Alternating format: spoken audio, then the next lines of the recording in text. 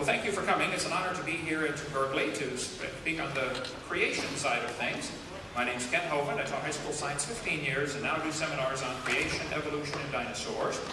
Paul contacted about 160 professors to see if they would debate. Nobody would. So I'm just going to speak for about an hour and then to open up for question and answer time. And if you have questions, please write them down. We'll be ready for it. And any questions are fair game if it's related to the creation topic, okay? Preferably on the topic of creation and evolution. Now, I am not against science, okay? I'm not against schools. I'm just simply against lies. And tonight I'm going to share with you some of the lies that are found in your textbooks that are used consistently to support the evolution theory. Okay, that's not my wife. It's just a picture of her. I have 3 kids, 1 of each. I have them all married off, and the dog died, so I made it. I'm home free. And 2.5 grandkids. I have 1 more coming up here in a few days. And we produce a lot of materials on creation and evolution. None of our material is copyrighted. We encourage people to get them and copy them and give them to your friends and get rid of them. I mean, for sake of time here. There we go. The Bible tells us in the 10 Commandments pretty clearly, thou shalt not bear false witness. Don't lie. Okay? According to the Bible anyway, it's wrong to lie. According to the evolution theory, I can't think of anything that could possibly be wrong because I've often asked people, if evolution is true, how do you tell right from wrong? Make me a list of 10 things that are wrong, and before you make the list, tell me how you decide what goes on the list. Where is your standard to determine right from wrong, if evolution is true? Now, the Bible says very clearly, a false witness shall not be unpunished. He that speaketh lies shall not escape. The Bible talks about people who delight in lies. Psalm 62. These 6 things doth the Lord hate, yea, 7 are an abomination unto him, a lying tongue and false witness that speaketh lies. Okay. The Bible says, Jesus told some folks, you're of your father the devil, and the lusts of your father you will do. He was a murderer from the beginning, and abode not in the truth, because there is no truth in him. When he speaketh a lie, he speaketh of his own, for he is a liar and the father of it. I am convinced, after studying this topic for many, many years, there's an awful lot of good science in these science books, but there are some lies mixed with them. I'm not against the science, I'm against the lies, and that's what I want to talk to you about tonight. Now, in my first 3 tapes of my seminar series, I tell how students are being lied to about the Big Bang. It didn't happen. They're being lied to about the age of the Earth. The Earth is not billions of years old. They're being lied to about the cavemen. There's never been a caveman, unless you mean Osama bin Laden. And they're being lied to about the dinosaurs. They did not live millions of years ago. Here, I typically spend 3 hours. I'm only going to spend 1 tonight, talking about some of the lies in the textbooks. 25 of them. There are probably 80 that need to be discussed. Disclaimer here, I'm not trying to get evolution out of the schools. I'm really not. I'm not trying to get creation into the schools. I just want the lies out of the books. That's all. I'm sick and tired of paying for lies. Now, my mother retired from teaching public school. She's been in heaven for 7 years now. My brother retires this year after 34 years of teaching public school. There are many good teachers in the system. Dan Woods was a high school principal for 11 years and a science teacher for 6 years. He and his wife are now on my staff at Dinosaur Adventureland in Pensacola, Florida. There are many good teachers in the system. I agree. Is there anybody here that thinks teachers or textbooks should be allowed to deliberately lie to students for any reason? I think that'd be okay. All right. Wisconsin has a law that requires textbooks to be accurate. So does Alabama. Textbooks shall be adequate and current. Okay. Texas says instructional material shall be factual. Okay. Florida has a law that requires accuracy of instructional material. So does California. California textbooks shall be factually accurate and incorporate principles of instruction reflective of current and confirmed research. Minnesota says a teacher shall not deliberately suppress or distort subject matter. Those are all good laws. The problem is no states enforce them. Okay? 2 Peter warned us, knowing this verse, there shall come in the last days scoffers walking after their own lust. See, the reason people scoff at the Bible is not because of their science, it's because of their sin. Julian Huxley, Thomas Huxley's grandson, said, I suppose the reason we leapt at the origin of species was the idea of God interfered with our sexual mores. Ooh, well, at least he's honest. They just want freedom from God's authority over their life, and he admitted it, okay? Sir Arthur Keith, he wrote the foreword to Darwin's book when it was republished in 59. Keith said, evolution is unproved and unprovable. We believe it because the only alternative is special creation, and that is unthinkable. Well, Arthur, why would it be unthinkable to think there might be a creator? Well, Romans chapter 1 gives us the whole story. If you read the whole chapter, it's pretty interesting. It says, even as they did not like to retain God in their knowledge, God gave them over to a reprobate mind to do those things which are not convenient. Romans 1 is a very interesting chapter, by the way. Second Thessalonians tells us, for this cause God did send them a strong delusion that they should believe a lie. And if you believe you came from a rock 4.6 billion years ago, you have been deluded, okay? You have believed a strong delusion. You're welcome to believe that. You can believe anything you want. I don't care what you believe. But I'm just telling you, you're deluded if you think your grandpa was a rock. Now, evolutionists cannot silence their critics with logic. That's why they won't debate. Okay, and I'll come back at my expense and debate all the professors here at the same time on 3 simple conditions. I get half the time. If there's 20 of them and 1 of me, that's fine. I get half the time. Number 2, we talk about 1 topic at a time. Number 3, anybody can videotape it and use the tapes. Simple. They can't stop us with logic, so they disrupt, distract, use legal pressure, or silence the messenger. Shut this guy up somehow. Here's an atheist forum just 2 days ago going around the internet. His supporters would be doing their best to pack the audience. You do the same. This is atheists talking to each other. Maybe Mike's in the crowd here. This will make it more interesting, as Hovind is a master debater and can have a creationist audience in the palm of his hand, so to speak. Having an audience containing an element hostile to his propaganda will put him off his stride. Loud laughter every time he tells a whopper, or just a collective audible intake of breath, may have the desired effect on him. But a 50 caliber machine gun may not be quite the thing for this job. You want to leave the audience members intact if possible. Otherwise, you're going to create a lot of bad feeling on every side. Why spray all those bullets around? David said. Responding to the previous, why? They're all creationists anyway. I'm still going with the artillery shell, Lenny Flank said. Also responding, well, whatever does the job is fine with me. I just thought of using a large caliber would let him leave the final stage with a real bang. After all, it will be the only honest thing he'll ever do on stage, no? But what worries me in this case is that someone may decide this is the American solution to Hovind. For all that, he is a slimy piece of intellectual crap. This is, after all, an intellectual dispute. Threatening to harm him is not appropriate, nor not legitimate, and not good policy. Where do you stop? Shall we shoot door-to-door evangelists whose ideas we don't like? Jokes have this nasty tendency to turn into actions, John Wilkins writes. True enough, I was only thinking the effect of a 50 caliber anti-personnel round can have on the human body at close range might scare even an audience of creationists into reconsidering their views.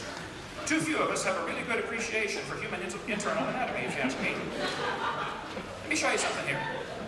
This is the same exact mentality the Catholic Church had toward people who disagreed with them just a few hundred years ago when they tortured people and tried to scare everybody else into accepting the Church's dogma. There are people who really honestly want to scare people into accepting the evolution dogma because they don't have any evidence to support it, okay? Now, the Bible tells us the scoffers are going to say, where is the promise of his coming? Since the fathers fell asleep, all things continue as they were from the beginning of the creation. For this they willingly are ignorant of. The scoffers are willingly ignorant. In the Greek, that means done on purpose. They're willingly ignorant of 2 things. Number 1, that by the word of God, the heavens were of old. They don't want to believe God created this place because then that means he owns it. That means there might be some rules. You know, like thou shalt not.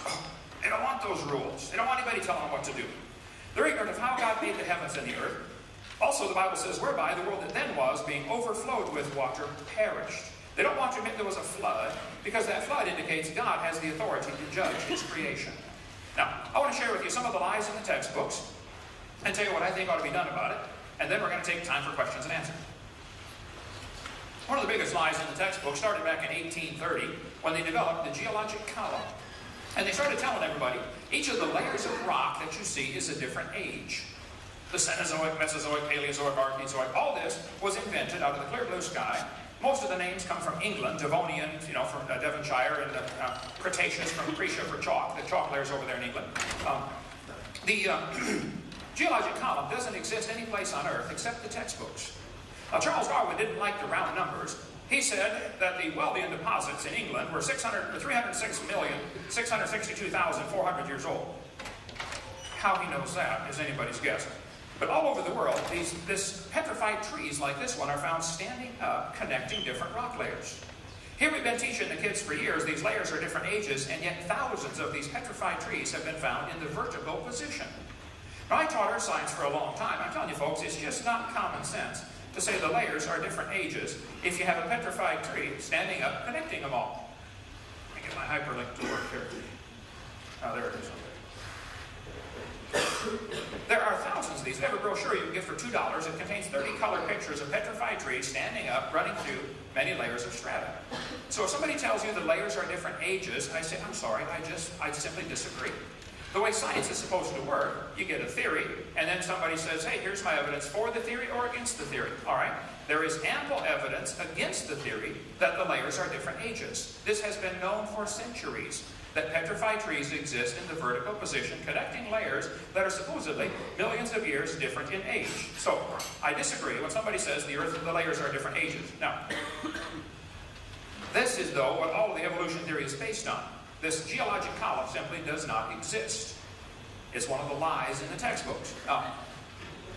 80 to 85% of Earth's surface does not even have 3 geologic periods appearing in correct consecutive order.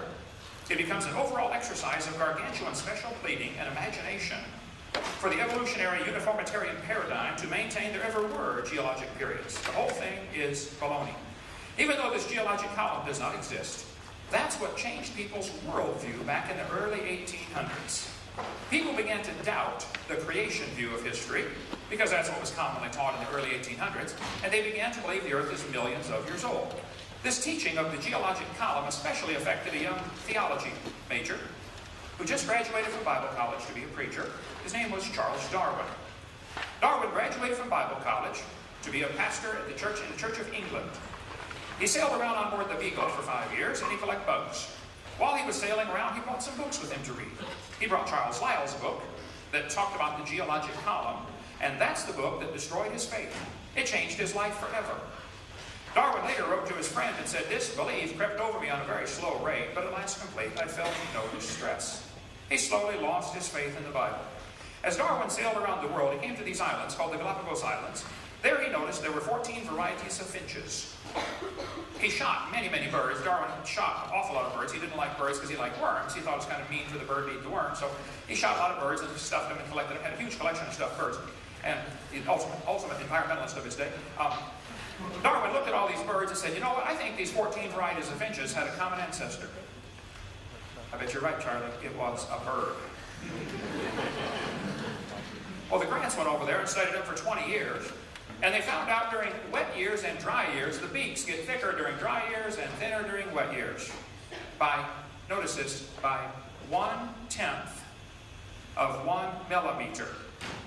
1/10 of a millimeter difference in average beak thickness from wet years to dry years. Okay. That's the evidence that we all came from a rock 4.6 billion years ago.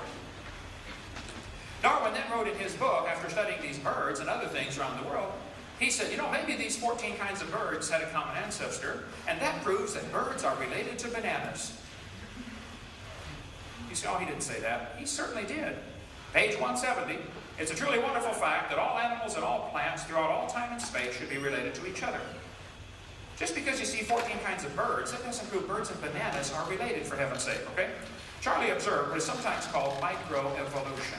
I object to the term. I don't think they should use it, but they do, so I'm going to explain it, okay? Microevolution tells us you can see a variety in the dog kind. Dogs produce a whole variety of offspring. This is observable, it is scientific, it is scriptural, it's just a plain fact, okay? It happens.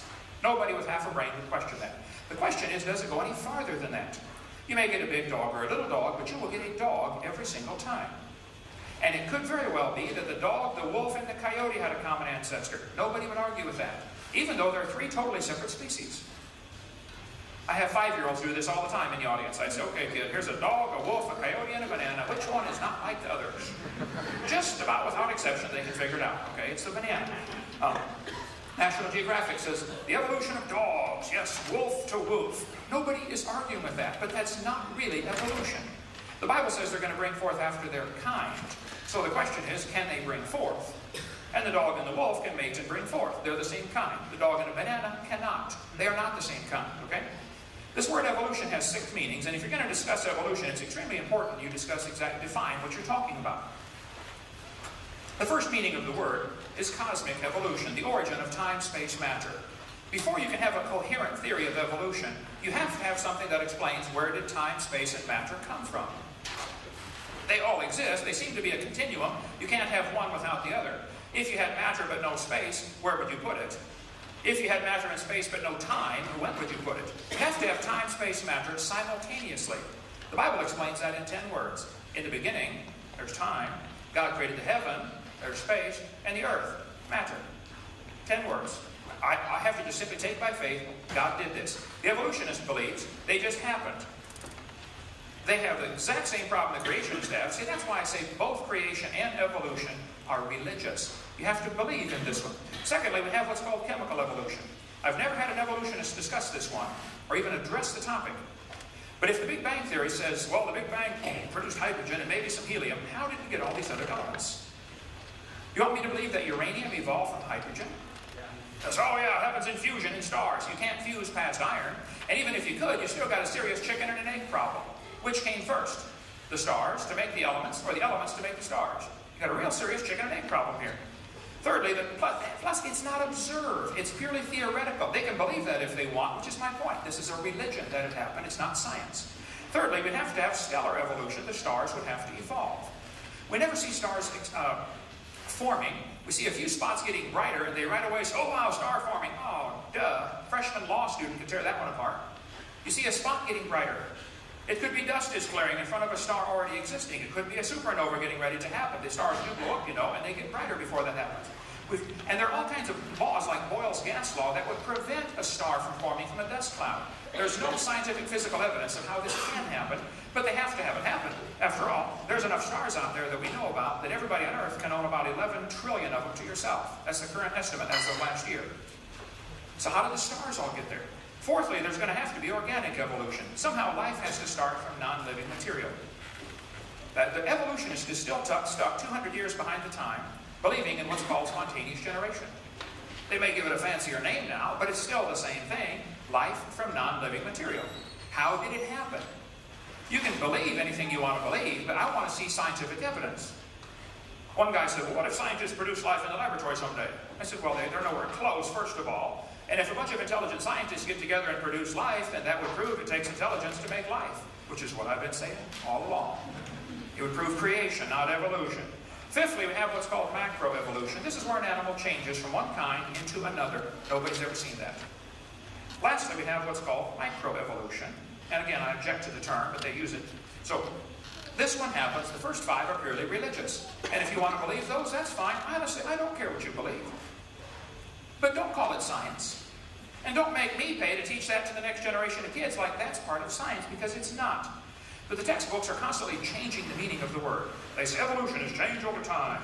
I agree. I haven't. Now watch this. In other words, living things have changed over time. Well, wait, now hold on a minute. Are you going to skip over the first 4? Are we just going to assume that these happen because, you know, this is a major, serious jump in their theory. They don't have a coherent theory back to a beginning. Then they say, evolution is a change in species over time. Well, now they're right down to what I believe in. I believe species can have lots of varieties within that kind, but that's not really evolution. That's a lie. They're wanting you to believe all 6 parts to that theory by only giving you evidence for number 6. People say, well, couldn't macroevolution just be micro over longer periods of time? No. The central question of the Chicago Conference was whether the mechanisms underlying microevolution can be extrapolated to explain the phenomenon of macroevolution. The answer can be given as a clear no. It's not going to happen, okay? Variations certainly happen, but they're limited. Farmers have been trying to get bigger pigs for a long time, but they'll never get a pig as big as Texas. There's a limit in there someplace, okay? Roaches become resistant to pesticides, but they will never become resistant to a sledgehammer. There's a limit, okay? People say, don't bacteria become resistant to drugs? Well, just hold on a minute. Dr. Spetner points out this based on a misunderstanding. The mutations that cause antibiotic resistance still involve information loss. For example, to destroy bacterium, the antibiotic streptomycin attaches to a part of the bacterial cell called ribosomes. Mutations sometimes cause a structural deformity in ribosomes. Since the antibiotic cannot connect with the misshapen ribosome, the bacterium is resistant. But even though the mutant turns out to be beneficial for the moment, the mutation, it still constitutes a loss of genetic information, not a gain. No evolution has taken place. The bacteria are not stronger. In fact, under normal conditions with no antibiotic present, they are weaker than their non-mutated cousins. It's like if somebody's going through the countryside handcuffing everybody and hauling them off to prison and going to kill them. But you don't have any arms, so they can't handcuff you. So you survive. Oh wow, beneficial mutation. Well, duh. It might be beneficial for the moment, but you get back in the population with the working folks and you're going to be at a disadvantage. So don't tell me this bacteria becoming resistant to drugs is an example of a process that's going to turn a rock to a human over 4.6 billion years. You're dreaming, okay? You're in la-la land, okay? Mutations always produce the same kind of plant or animal. That's not real evolution. The information for the variety has to already be in the gene pool. No new information is ever added. The gene pool of the new variety, like the Chihuahua, is actually more limited than before. What they've done with dogs, they select a certain slice of the gene pool to survive. You know, big dogs or little dogs. That's not evolution. It's selecting pre-existing information. That's all it's doing. And how long would the Chihuahuas last in the real world? Turn them all loose into the woods and watch what happens. Yep, go ahead, make my day. Genetic information is lost when you get a variety, it's not added. Real evolution would require increase in genetic complexity. I believe it was Richard Dawkins who was asked the question, I got the videotape of it. He was asked the question, can you think of an example of a mutation that increases genetic complexity? He was totally silent for 19 seconds. Finally he said, shut the tape off, please. He couldn't think of one. There aren't any. There are no mutations that increase genetic complexity. You might shuffle genes around, but you're not adding new genetic material. I grew up in Illinois, corn country. They've got a lot of different kinds of corn there. But I'll tell you what, folks, you can crossbreed your corn from now to the cows come home. You'll never get a hamster or a whale or a tomato to grow on your corn stalk, okay? There are a variety of dogs, nobody questions that, but they're still a dog. This Irish textbook calls it divergent evolution. Oh, come on, don't give it a fancy name. It's still a dog. It's a dog kind, and it's obvious to a 5-year-old it's a dog kind. This Mexican textbook says, oh yeah, horses and zebras evolved from a common ancestor. That's not evolution. It's still a horse, okay? And there are little bitty horses and big horses today. We had the world's smallest horse visit our dinosaur adventure land. Talk about useless. Can't ride it. Well, my granddaughter rode it, but it won't learn. See, horses, zebras, and asses can all be crossbred, and they get zorses, zonkies, zeonies, z-dogs, and chebras. Well, that's because the horse, the zebra, and the ass and the pony are all the same kind of animal. And anybody with even part of a brain ought to figure that one out. Here's a herd of zebroids running around. Now, in the last 100 years, the Kentucky Derby has gone from an average winning speed of 127 seconds to 123 seconds. But even in the old days, they had some pretty low times turned in. How much money would you guess has been spent on selective breeding trying to win the Kentucky Derby? Like millions and millions of dollars, am I right? I don't know if they reached the limit for horse speed or not, I don't know. But I suspect they're getting fairly close to the limit. If you really want to win the Kentucky Derby, why don't you breed wings on your horse and fly around the track in 12 seconds? My whole point is, sure, variations happen, but there are limits to the variations. Why the evolutionists can't see that, I don't know. They want to think there's enough variety available that a rock can turn into a human over 4.6 billion years. There's a variety of cows. They might have had a common ancestor, a cow. There's a variety of chickens. This is a magazine where you order chickens. What kind you want to get? You want to get red rocks, white rocks, cherry eggers, brown leghorns, golden comets? But the magazine says, the jumbo fowl are the original bird from which all varieties and strains of domesticated chickens are derived. Did you know all the chickens had a common ancestor? It was a chicken. There are 8 kinds of bears in the world. They might have had a common ancestor. I don't know. But they're still a bear. And it's obviously recognizable as a bear. Broccoli, cauliflower, cabbage all have a common ancestor. A plant. That's not proof we came from a rock. Here in California, they graft English walnut trees onto black walnut stumps. They do these by the millions all over the place. Well, that's because the English walnut tastes better and it's easier to crack, but the root system rots easy. And with the hard pan out here, they get a lot of water stays in the soil. The black walnut system is much better root system, but the nuts are hard to crack and they don't taste as good, so they graft them together. Well, you can graft them together because they are the same kind, okay? You could never graft an English walnut tree onto the back of a turtle. See, that's the point that I don't know why evolutionists can't get that. The Bible says they bring forth after their kind. That's all we have ever observed. Now, somebody wants to believe, capital B, believe something was different long ago and far away. Okay, you believe what you want, but it's no longer science. There's no scientific evidence to support evolution except known lies, okay? If real evidence exists, I would like to see it. But I'm sick and tired of paying for lies to be taught. Suppose I had a theory that the moon is made of green cheese. That's a dumb theory, but there's no law against having dumb theories. It's a good thing, right? Then suppose I said NASA proved it when they went there in 1973 on a secret mission and drilled a hole and found the moon is made of green cheese. Well, see, now we got a problem. I have a dumb theory, which is fine, but I'm using lies to support my theory. Oh, now that's not fine. And tell what's worse. Obviously, anybody can have a theory that they want, but it's wrong to lie about my evidence to get people to believe me. And it's worse to get paid by tax dollars while I lie to support my theory. So if you have some evidence for evolution, I want to see it. I really do.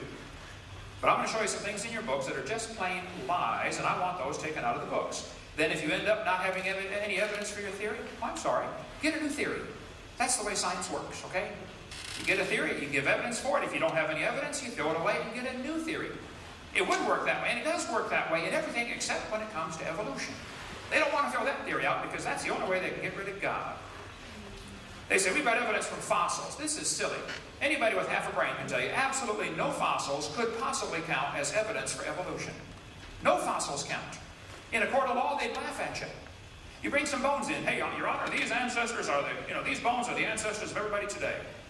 Well, duh. You don't know those bones are the ancestors of anybody.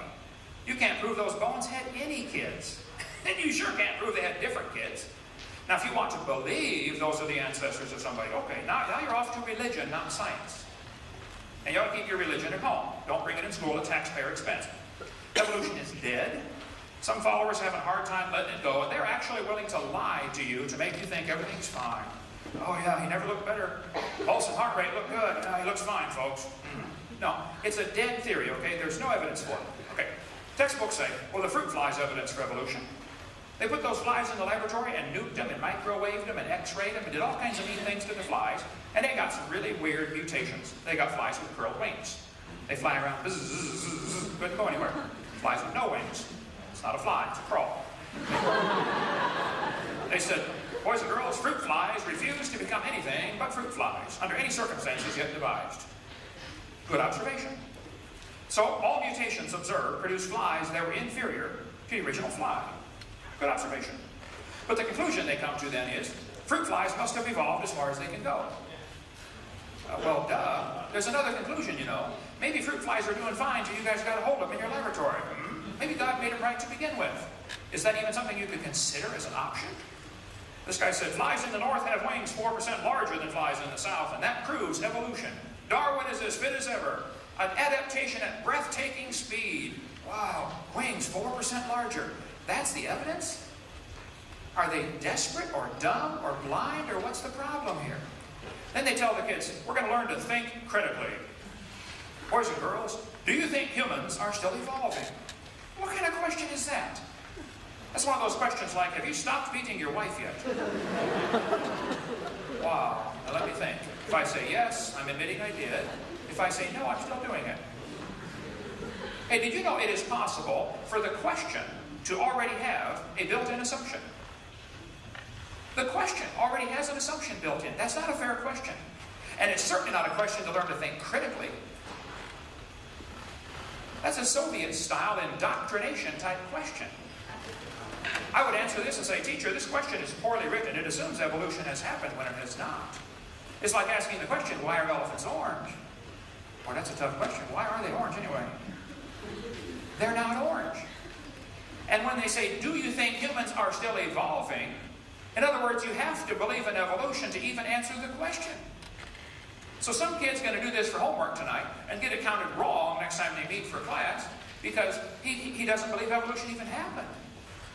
Then they say, how might the dinosaurs' body heat problems have led to their extinction? They got two assumptions in that one.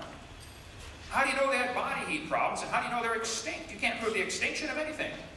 Well, unless you're all places at all times at the same time. Watch video number 3 about dinosaurs. They say, we've got evidence from homologous structures. Oh, what is that? Well, they'll say, boys and girls, you have 2 bones in your wrist, the radius and the ulna. Yep, I see that.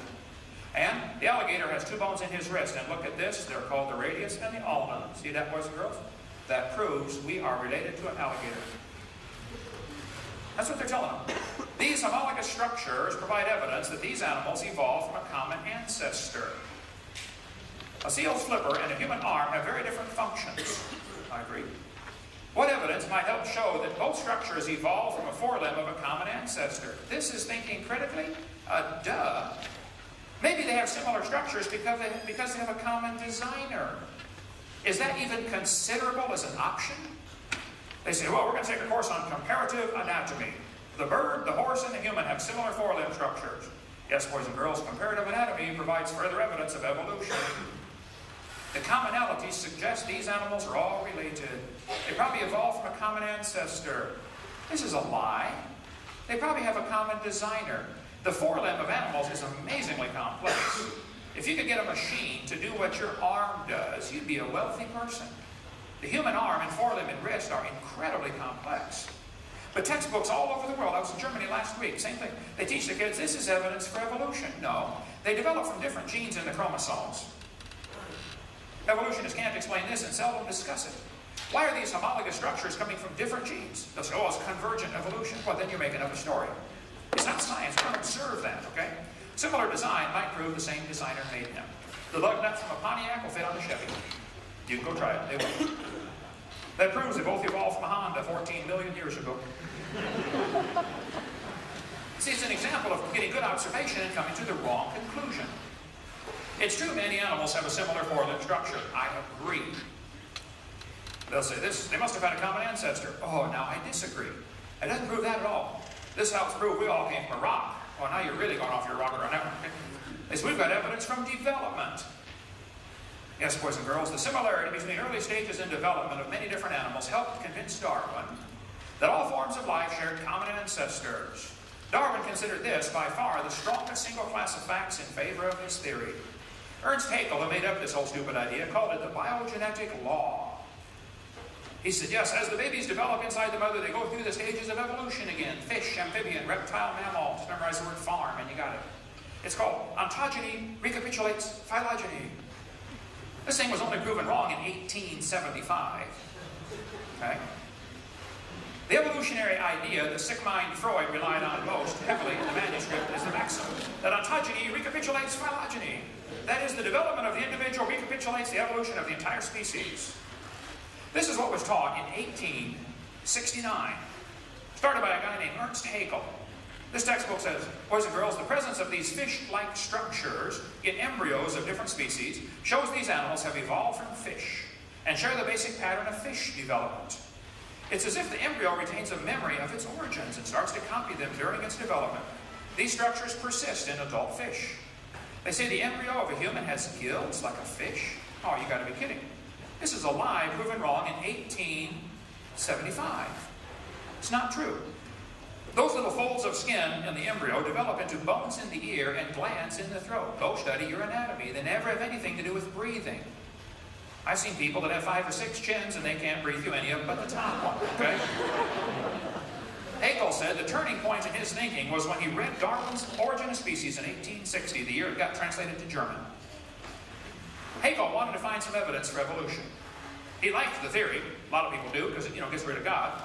So Haeckel said, we got to find a way to get some evidence for this theory. 9 years later, there still was no evidence. So Ernst Haeckel decided to help out. He was an embryology professor at the University of Jena. He had access to drawings of embryos of all kinds of different animals. That's what he taught.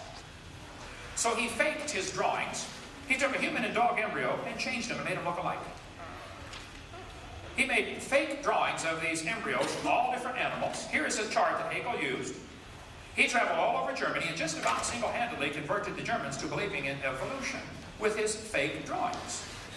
Now, here's the top. On the top is Haeckel's drawings. Underneath are actual photographs of those creatures. I guarantee, Paul, are they still teaching the embryology at Berkeley here as evidence for evolution? I don't know. Does anyone have a biology text? Anybody have a biology textbook? Biology textbook? I'll give it back. See if they're still teaching that. Okay? Well, 2 years ago they were. Right? 2 years ago they were. It was in the standard text. In the standard text here at Berkeley, embryology is evidence for evolution. They don't do it. They don't teach that. It's wonderful. Haeckel was tried by his own university. 6 professors held a trial. He confessed and said, well, I should feel utterly condemned were it not that hundreds of the best observers and biologists lie under the same charge. Everybody else lies, so I can lie too. This biogenetic law has become so deeply rooted in biological thought it cannot be weeded out in spite of its having demonstrated to be wrong. The biogenetic law is as dead as a doornail. Richardson at St. George's Medical Hospital in London said, Hegel confessed drawing from memory and was convicted of fraud at the University of Jena, but the drawings persist. That's the real mystery. They still keep teaching this. 1998, Pensacola, Florida, University of West Florida was still using Hegel's exact chart. The exact chart Hegel drew is still used in the textbooks 125 years after it was proven wrong. Darwin wrote his book in 1859. Hegel faked the drawings in 1869. It was proven wrong in 1875, but they still teach it in textbooks all over America. Now, if they're not teaching it here at Berkeley, yay, I'm proud of you. It's about time. But this is the type of thing I'm talking about. They're using lies to support their theory. I debated Kenneth Miller, who teaches at Brown University, Rhode Island, on the radio. Debated him for 30 minutes. He won't do it again. I said, Dr. Miller, why are you still teaching embryology as evidence for evolution in your textbook? You know that was proven wrong 125 years ago. He said, yes, and we're going to take it out of the next edition. Oh, it's about time. Now, I know it takes a while for textbooks to get up to date, but I think 125 years is long enough. But I checked his 2000 edition, and it was still in there. I don't know if it's in his 2004 edition or not, okay? But here's a 1998 edition still using the embryology as evidence for evolution. This one says, they have common ancestry because the presence of gills and tails, okay? Here's a 2000 textbook teaching biology is evidence for evolution from fish-like structures, okay? Here's a 2001 junior high textbook saying the similarities provide evidence that these three animals evolved from a common ancestor because of the tiny gill slits. Here's another 2001 Hope biology textbook saying they have gill slits, proof for evolution. Another one, 2001, another page says the gills of fish is evidence of evolution here. This is a college textbook used in Rutgers University. It says, similarly, because humans and fish embryo resemble each other, because humans and fish share a common ancestry. They have tail and gill pouches. Interesting. 2004, this year, Hope biology textbook, says the evolutionary history of organisms is seen in the development of embryos. Folks, this is a lie. Now listen, if you have evidence for evolution, I would like to see it. Honestly. But I'm sick and tired of them teaching lies to support their theory. Where's the real evidence? Here's 2004 biology textbook saying these shows these organisms must have a common ancestor. What? Similar forelimb structure and gills? Evidence from anatomy? Evidence from embryology? Look, if you got evidence, show it to me, okay? But don't lie to me. This textbook says if you have a 5 to 6 week human embryo, then it says by 7 months, the fetus looks from the outside like a tiny normal baby, but it's not. It's not a baby at 7 months. Hello? It's a human at conception. 34% of babies born at 5.5 months will survive. There's a 21-week-old baby in development holding a doctor's finger while he did surgery on the baby before it was born. The angel of the Lord said, behold, thou art with fetus. No, I believe he said you're with child. Yeah. Let's see. Scott Peterson is accused of murdering his wife and unborn child. Well, Paula, you hypocrite. You're in favor of abortion, and yet when you want to get Scott Peterson for murder, you say it's an unborn child, don't you? Why do they keep this in the textbooks? That's the only way to justify abortion. There's no other scientific evidence to say, well, it's not a human. It's just a fish or an amphibian or a reptile. Why is it when you destroy an eagle's egg, you get a $10,000 fine? Is that obviously a baby eagle? Oh, no, it's just an egg. It's not an eagle yet. Oh, duh. This textbook says, humans have an appendix that is vestigial. You don't need it anymore. That's a lie. You need your appendix. It's part of your immune system. That's been known for years. The appendix is one of the sites where immune system responses are initiated. Now, if you do have your appendix taken out, you can still live. I understand, okay? But you got a much better chance of getting quite a few diseases. You can live without both your arms and both your eyes and both your legs and both your ears also. It doesn't prove you don't need them. The argument for saying, well, you don't need it, therefore it's proof for evolution, that's a stupid argument. Now, come on. Okay? That's losing something, not gaining something. This textbook says, the whale has a vestigial pelvis. Many organisms retain traces of their evolutionary history. For example, the whale retains pelvic and leg bones as useless vestiges. The National Center for Science Education, right here in Berkeley, California. Dr. G.D. Scott is the president now. Well, she came tonight. She was invited. I want to take him to lunch today. Honestly, I'm a nice guy.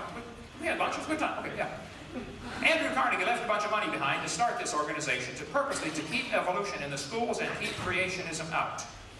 Here's the homepage of the National Center for Science Education. It skips right back there. He works there. You can verify this. Welcome to the homepage of the National Center for Science Education. We are a non-profit, tax-exempt membership organization working to defend the teaching of evolution against sectarian attack. We are a nationally recognized clearinghouse for information and advice to keep evolution in the science classroom and scientific creationism out. That's why they exist. That's perfectly fine, if they're not using tax dollars to support this agenda. Here's a brochure put out by the National Center for Science Education in the storefront building right there in downtown Berkeley, a few blocks from here. They say, is this how the whales evolved? From bossy to blowhole? Did a cow evolve to a whale? Oh, there's only a few differences between a cow and a whale, you know. The address is now actually, just for... Oh, it's in Oakland now. Okay. I'll change that. Fix it for Oakland. Okay. Yeah. Whales have a vestigial pelvis and leg bone that serve no purpose. They have hind limb bones that have no function. Just imagine whales walking around. It's true. Well, these are the bones they're talking about right there. Just about all large whales have these bones in their abdomen. Just imagine the whale walking around. You know, I have tried to imagine it, and I just can't. Yep, here it is. The whale's pelvis is located far from the vertebra and has no apparent function. The whale's pelvis is evidence of its evolution from four-legged land-dwelling mammals. Folks, this is simply a lie. Those bones in the whale's abdomen are special bones that have special muscles attached to that allow the whales to reproduce. Whales are pretty big, you know. They just simply can't have more baby whales without a little assistance from these special bones and special muscles. Now, anybody that's telling you the whale's pelvis is evidence of evolution is either ignorant of whale anatomy or they're lying trying to support a theory. But it's not true. That page should be torn from the book. They say, these structures are considered vestigial. Yes. For example, hind limbs of whales are vestigial structures. This is a 2004 textbook. This author is ignorant of whale anatomy or lying to you. Probably just ignorant. Ignorance I can understand, okay? But fix it. There are no vestigial structures, and if there were, that's the opposite of evolution. That's the opposite of evolution. We can talk a long time about whales if you like. Bring that up during Q&A time. We'll talk about all that. You name your whale. I'm ready for it, okay? There's no evidence. And again, the fossil evidence wouldn't count at all. Okay? We got stuff on all of them. I have a 15.5-foot python snake skin in my museum. If you look down at the south end of that snake, you will see it has two little claws attached to two little tiny bones going up inside the snake's body. The textbook says, boys and girls, these are rudimentary hind legs of a python snake. Reduced hind legs. There we go. This is simply a lie, okay? Those little claws are used in mating. The snake doesn't have any udders, okay? And he can't talk and say, scoot over, honey. This has nothing whatsoever to do with evolution. This again, somebody's ignorant of snake anatomy or they're lying to you, trying to get you to believe a theory. Now, if you've got evidence for evolution, show me. But quit lying about this stuff, okay? This one says, humans have a tailbone that is of no apparent use.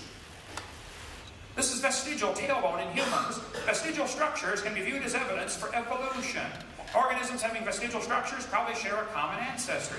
This is a lie. There are 9 muscles that attach to the tailbone, without which you cannot perform some valuable functions. I won't tell you what they all are, but trust me, you need those muscles.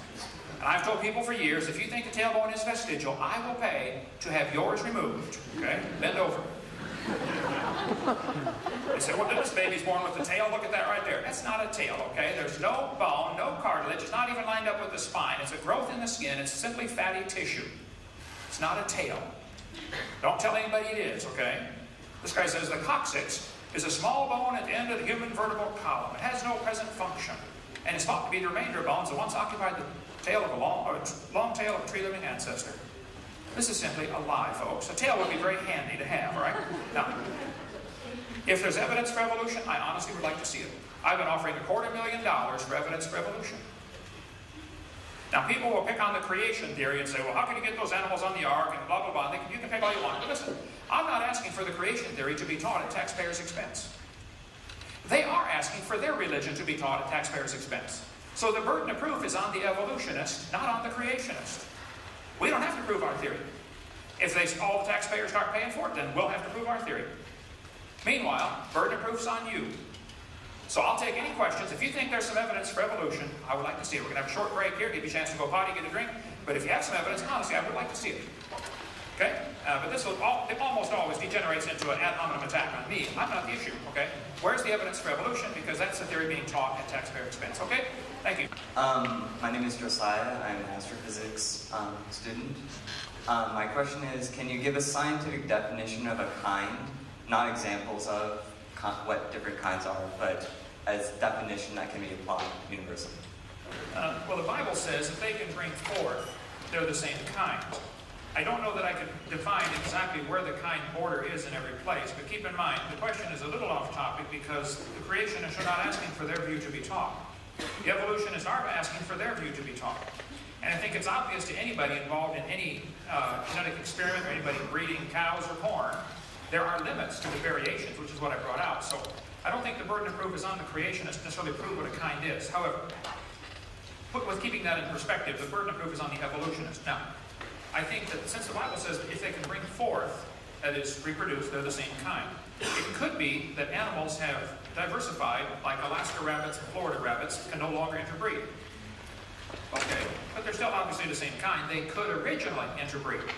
So I will say the definition of a kind is those that in the original creation, 6,000 years ago, were able to cross, to mate and bring forth. Rabbits can mate and bring forth, but they can't mate and bring forth with a dog or an elephant or a whale or a banana. I think in 99.9% of the cases, it would be obvious to a 5-year-old which animals are the same kind. There may be a few tough cases, understand, and that's a good place for biology to do research. But the fact that there are a few places that creationists may not be able to define does not prove we all came from a rock 4.6 billion years ago, to keep it in perspective. So I guess the best answer I can give is the Bible says if they can bring forth, they're the same kind, if they originally were able to bring forth, okay? Go ahead. Yes, sir. Hi, my name is Stephen Getz, and I'm an economics and history major. And I was interested in your response to this. Your main approach seems to be from a public policy perspective, insofar as you believe that evolution is given an unfair advantage in public schools and creationism is not. Oh, no. Let me take one part of this question at a time, so it doesn't get too convoluted. As far as public policy, I'm just simply saying it ought to be not only public policy, but common sense. We shouldn't lie to kids for any reason. So, no, it's not a matter of, I think, creationism is not giving a fair response. I think evolution is I think lies are being taught to support the evolution theory. So don't misconstrue my position. Okay? I accept that. Okay. Given that, I would also like to say that science, as I was taught in school, tends to believe in theories. And insofar as I can explain that, I'd like to say this. Newtonian physics was believed by Sir Isaac Newton to be the explanation of the motion of bodies. At a later point, Einstein found that the theory of relativity better explained and explained why Newton was true. So science, you could say, has a series of theories which we teach a certain paradigm to students. And at a time when a theory becomes disproven, we therefore explain, okay, why were elements of the previous theory correct?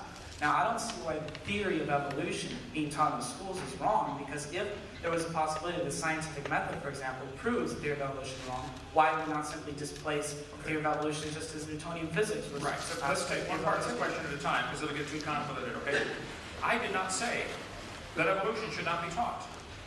I said lies should not be taught. My whole point was, the evidence for evolution is all lies. Stop teaching the lies. I never said evolution should not be taught. So you're building what's called a false dichotomy here. It's not the choice there, okay? But how is it a lie? I know, I didn't say evolution's a lie. I said how is the evidence a lie? The evidence, as I showed you tonight, the gill slits, everything Those aren't lies, those are theories. Like, I don't get why you call it a lie. Like, I don't see how it's called a lie. The textbook teaches the kids that the embryo growing inside the mother has gill slits. Okay. That is not true. That is a lie. Stop teaching that. If they tell you the whale has a vestigial pelvis, it's not needed anymore, that is a lie. Stop teaching that. If they tell you the python snake has vestigial hind legs, it's proof for evolution, that's a lie.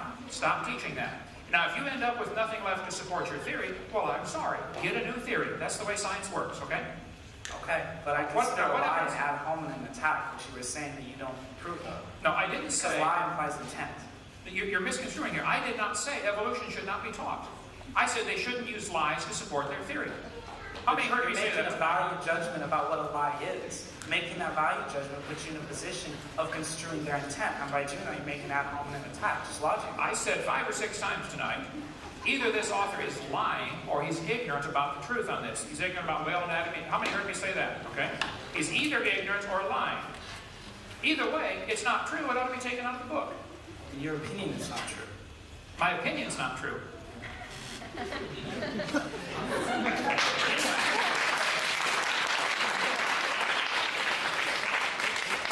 Hi, my name's Adam. I'm a chemical biology major, but I don't want to ask you about that kind of stuff.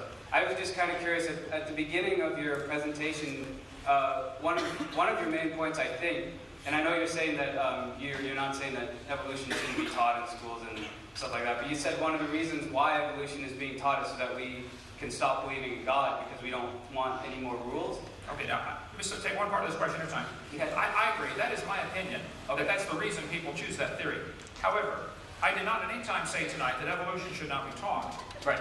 I said they shouldn't use lies to support their theory, and we need to define what we're talking about. This word evolution has quite a few different levels or stages or phases, and I named the 6 that I classified it by. So the first 5 are purely religious. They are not scientific, and they should not be taught as part of science. Nor should lies be used to support a theory. Simple. So go ahead. Take one Okay. topic at a time. Okay, so I was just wondering, like, if you would be in favor of any type of creationism, or specifically like Christian Bible-related creationism. I mean, what if there are other sets of rules, but they don't happen to be the Christian Bible set of rules? Okay. Is your question, am I in favor of the Christian set of rules or Bible being taught in schools? Is that what you're implying? No, just that. No, I'm not even really concerned about whether or not it should be taught in schools. I was just curious about your opinion on this matter. I, without question, believe the Bible is literally true and scientifically accurate. I believe the Bible is right in every respect. I believe that is the basis for a foundation for our moral system. That's the foundation for our country 225 years ago. But I'm not asking for that to be taught in the schools. Right. So the burden of proof is not on me.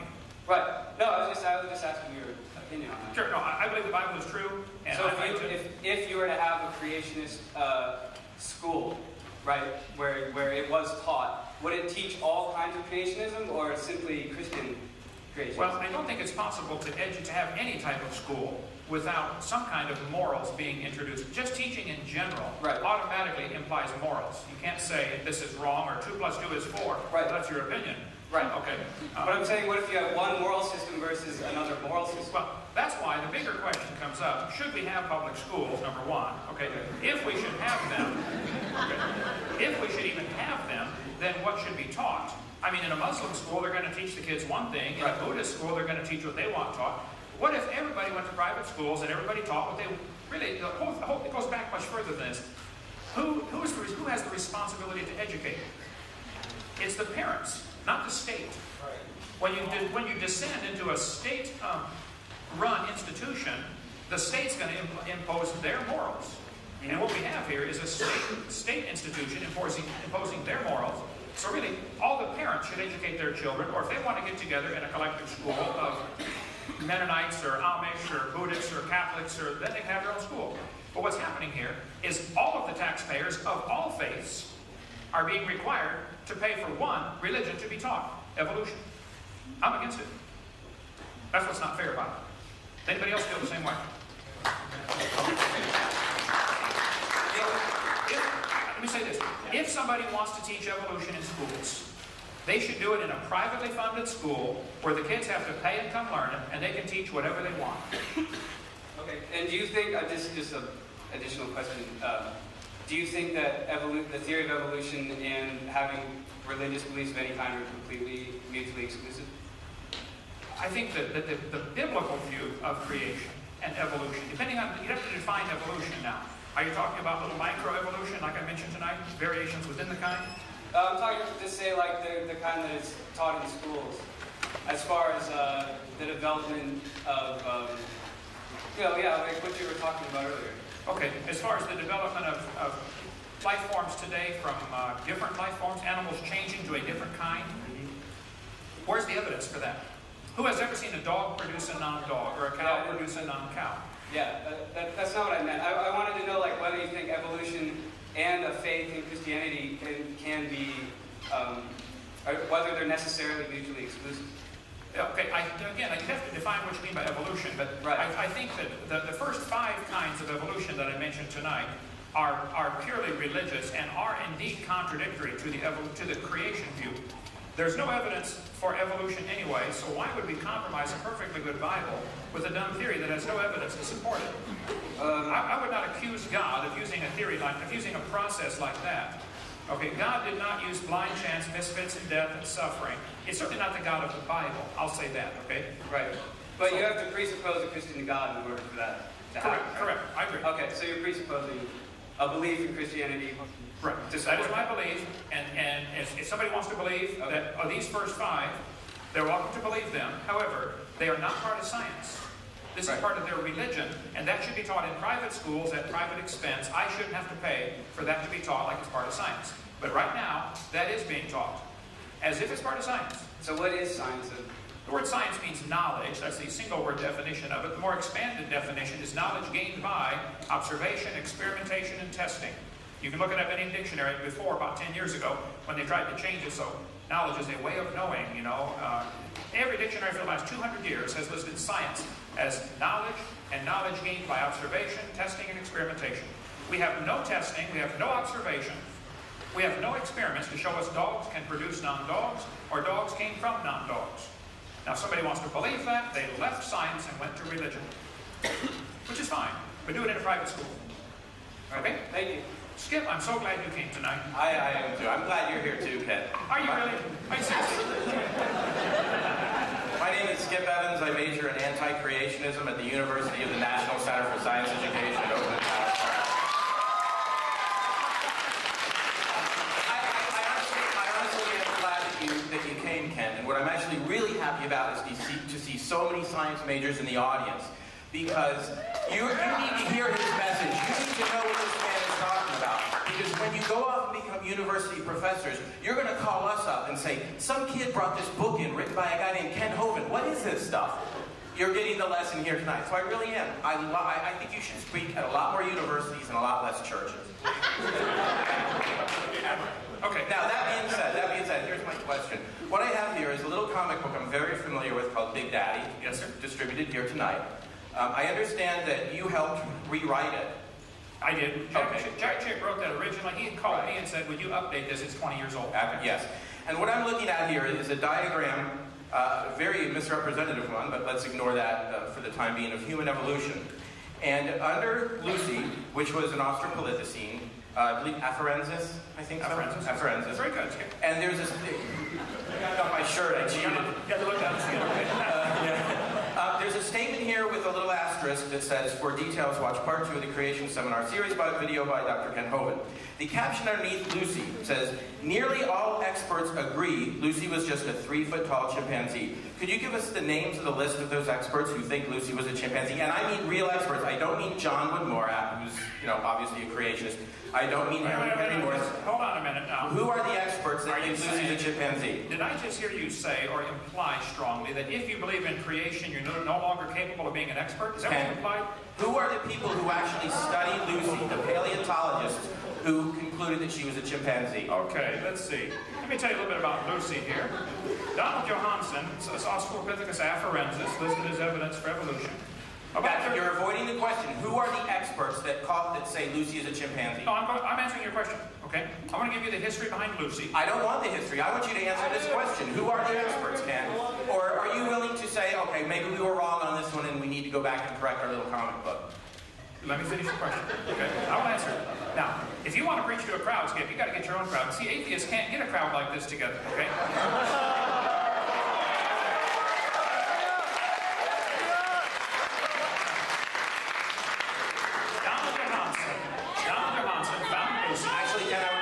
You've got a big crowd of atheists here, I think. Okay.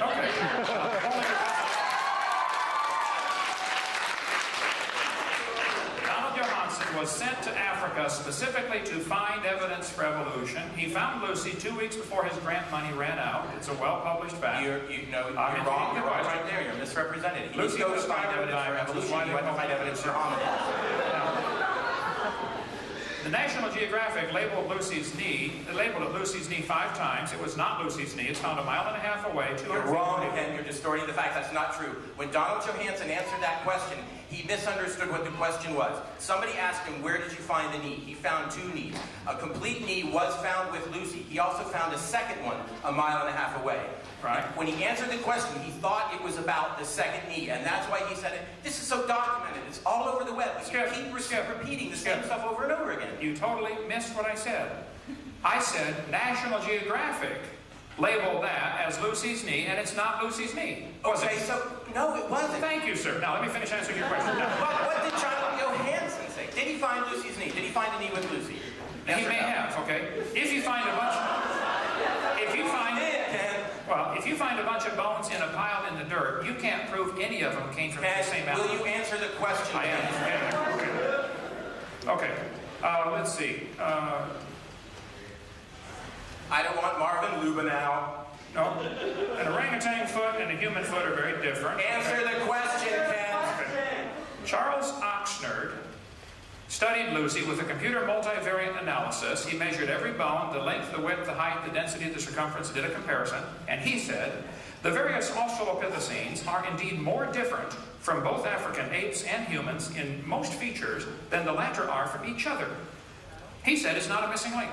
And his study has been rejected by all of the paleontologists who are qualified to answer it, have rejected his study. Now, we've got one guy. Who are the others? One thing at a time. Nearly all experts. Who are the rest of them? One thing at a time. Which is why I'm glad to do a debate, but I want one topic at a time. Okay. You said, I'm answering the question. You said, is Charles Oxnard an evolutionist? He's not a paleontologist. So, did you imply by your last statement that anybody who doesn't think Lucy was a missing link is not qualified to talk about the subject? No. All I'm saying is I want you to answer the specific question. Nearly all experts. Who are these experts? You got one guy who's not a paleontologist. He's not a recognized.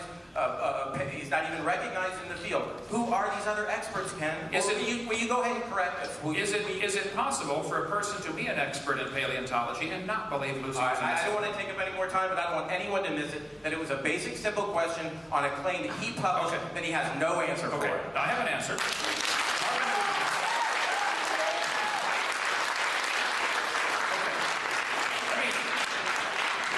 Let me point out a much bigger, overarching picture that everybody's missing here.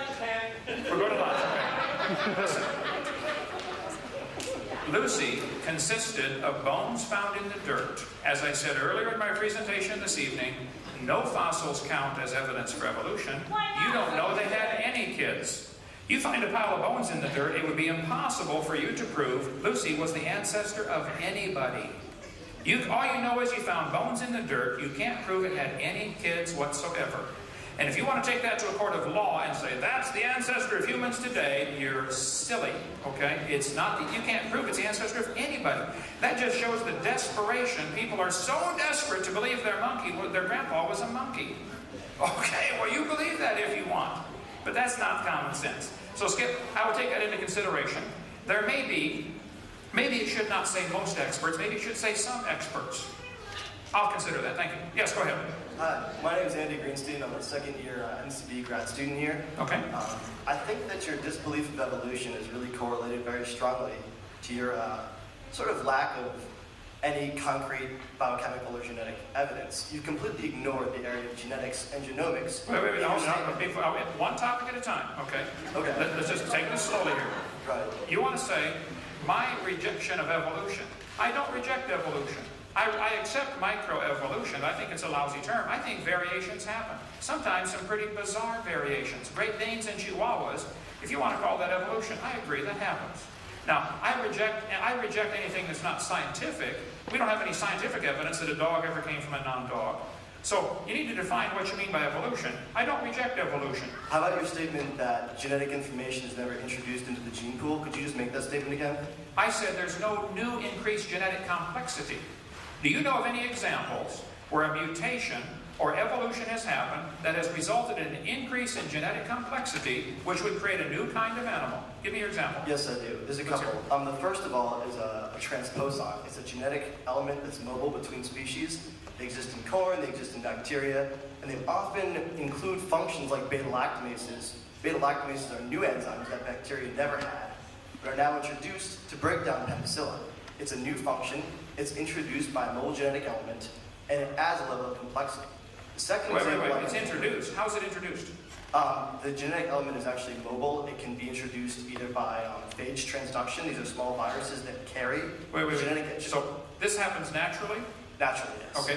Does this transmitting this new information by some natural means, as in like a virus, puts this new information into your gene code? Is that passed on to the next generation? In humans, yes, and in bacteria, yes, and in corn, yes. Is it beneficial? In the case of this example, yes, and in most cases, yes. Okay.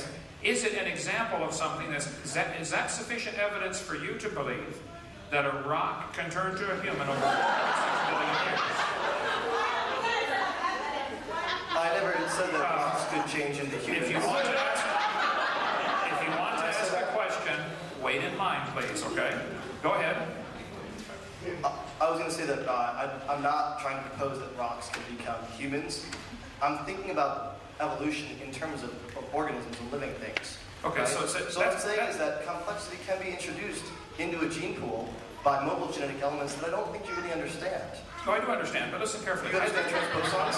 You should name the 3 types of transposons then? Just listen. You are missing the point. What I showed tonight in my presentation is not all the evidence. No, I showed there are 6 types of evolution. You're wanting to skip the first 4. You're wanting to start with living things and say that these DNA sections can be transferred. We'll start earlier. Back all the way up. Where do you want to start? No.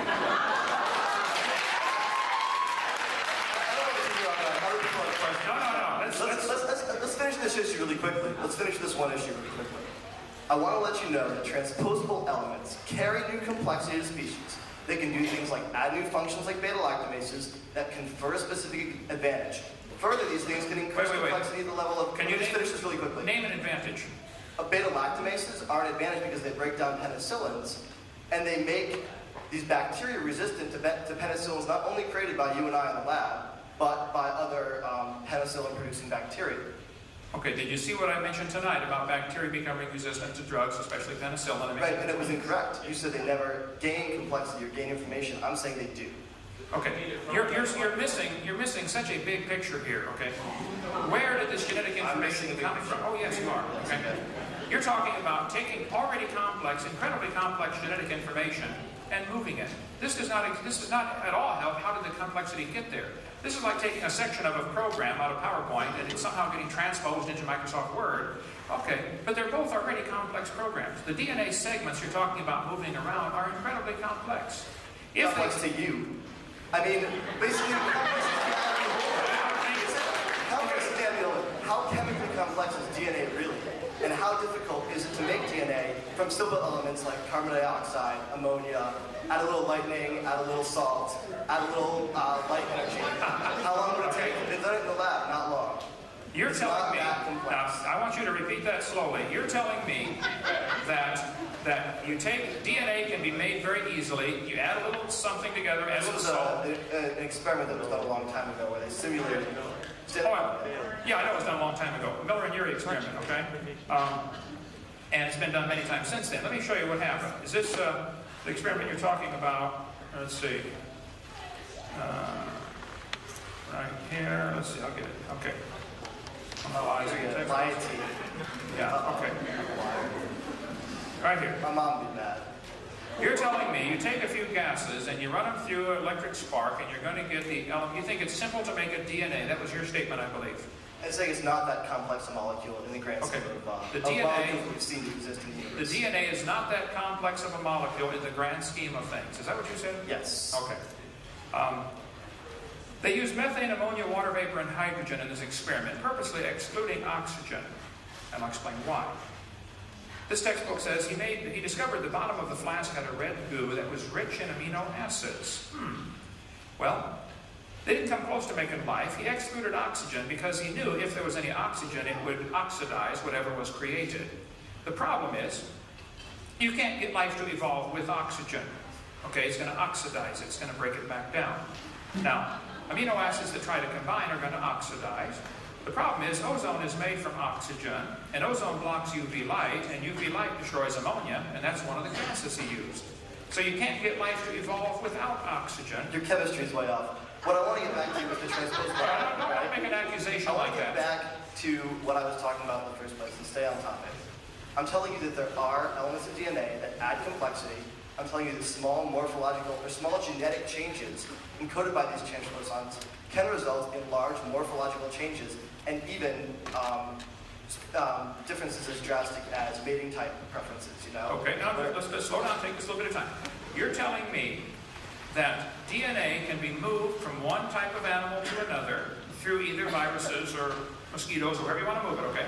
And this results in a new kind of animal that is going to be, that process is sufficient to explain how a simple thing like what we consider simple like a paramecium can turn into a different kind of animal like a whale or something else over billions of years. This is only hard for you to imagine because you don't understand it. And that's what I'm going to finish with. Wait. I mean, it's hard for me to imagine because I don't understand it. It's not an insult. I'm saying a lot of people don't understand it. I'm trying to understand it. But see, you're missing such a big point. Okay, but you're missing such a big point.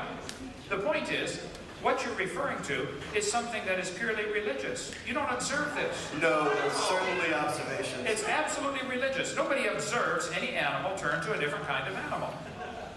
Now, if you want to believe, okay, if you want to believe that, that's fine, but don't call it science.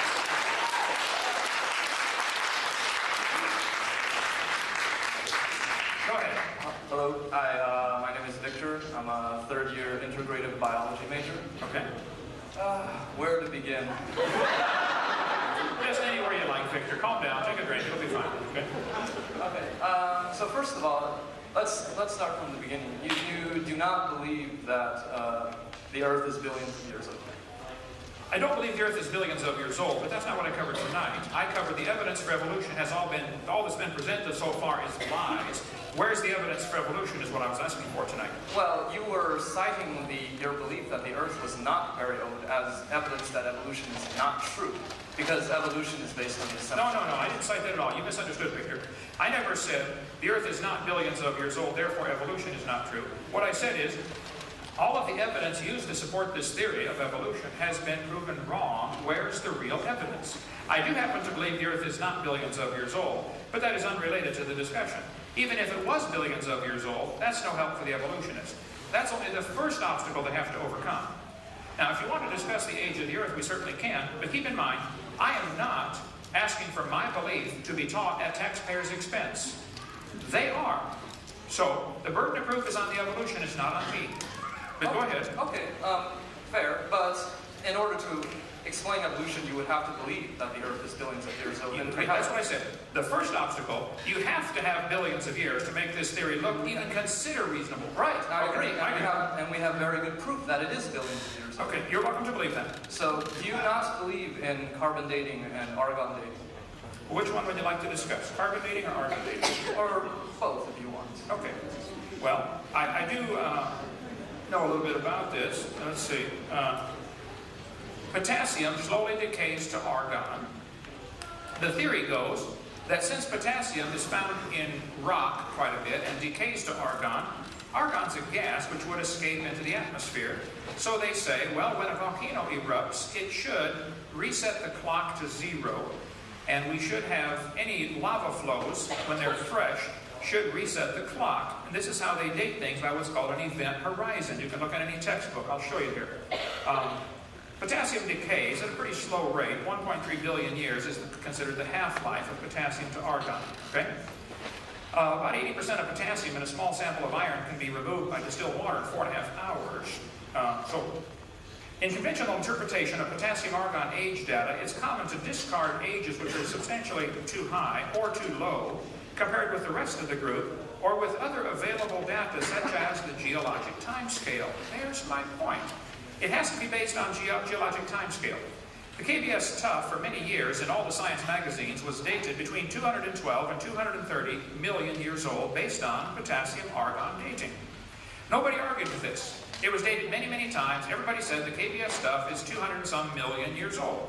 Until a problem came up. Richard Leakey discovered a human skull, KNMER 1470, under the KBS Tough.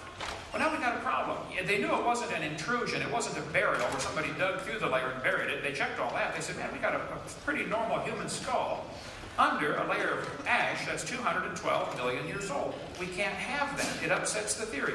So they redated the KBS Tough, even though it had already been dated many times before. They never would have checked it had it not been for this fossil that was found. Now they got ages from 0.5 to 2.6 million years old. I would like to point out two things. That's way down from 212. Secondly, that's still a 500% error. Half million to 2.6 million? We can talk a long time about that one, but the way they keep adding age to the Earth, okay? The Earth, if you want to believe it's billions of years old, that's fine, but I don't think you should use potassium-argon dating to do that, okay? A Hawaiian lava flow, 1801, a known eruption, was dated with potassium-argon dating at 1.6 million years old. It didn't work, okay? A Hawaiian lava flow, let's see, in 1959, they knew when the lava erupted. It's supposed to reset the clock. It's supposed to make an event horizon. Well, how come it's 8.5 million years old? Sicily, Mount Etna erupted. I was climbing on Mount Etna 2 years ago. It erupted 1964, gave a potassium-argon age of 700,000. The 1972 eruption gave an age of 350,000. Brand new lava from Mount St. Helens was potassium-argon dated, and it gave ages of 350,000 to 2.8 million from the same rock. This is brand new lava. So if you want to believe there are event horizons, you can believe that, okay? But rocks of known age, when you date it with potassium-argon dating, it doesn't work, okay? If you date a rock of unknown age, it is assumed to work. This is silly. Now, the potassium-argon dating for the KBS stuff is just one example. Here's how it's done. If you find a fossil underneath a layer of ash, the two layers of ash are called event horizons. Check your geology book, they'll tell you about this. And so the age of the fossil is bracketed by the two event horizons. I'm telling you, it's not accurate. This is not science. Somebody wants to believe that, that's fine. But see, one good experiment's worth a pound of theory any day. Okay, you can have all the theories you want about potassium decaying to argon slowly and the clocks being reset when the volcano erupts and leaves a layer of ash or lava. I understand the theory. In practice, it doesn't work. So, I don't want to hear about it. Go ahead. Okay, you don't want to hear about it. I want to see some science. I can show you the scientific evidence says it doesn't work. When they test it, it doesn't work. Now, you can tell me all you want about it, but and I'll listen to you. But if you want me to pay to teach that potassium-argon dating works, I'm sorry, I object. It doesn't work. It's been proven over and over it doesn't work. Okay, I'm not familiar with the sources that you're getting these things, so I will... Okay, now let me ask you a question. Would the source matter? If it was an evolutionist, would you believe it? And if it was a creationist, you wouldn't believe it? If the evidence is true, if it proves it, then I would believe whatever the proof shows. Okay, here we go. Here's the source right at the bottom of the screen. You can look it up for yourself. All right, I will. These are all right on my website, drdino.com. The same thing with carbon dating. You have similar problems. And I have all the sources listed. If you don't believe me, I'll show you here.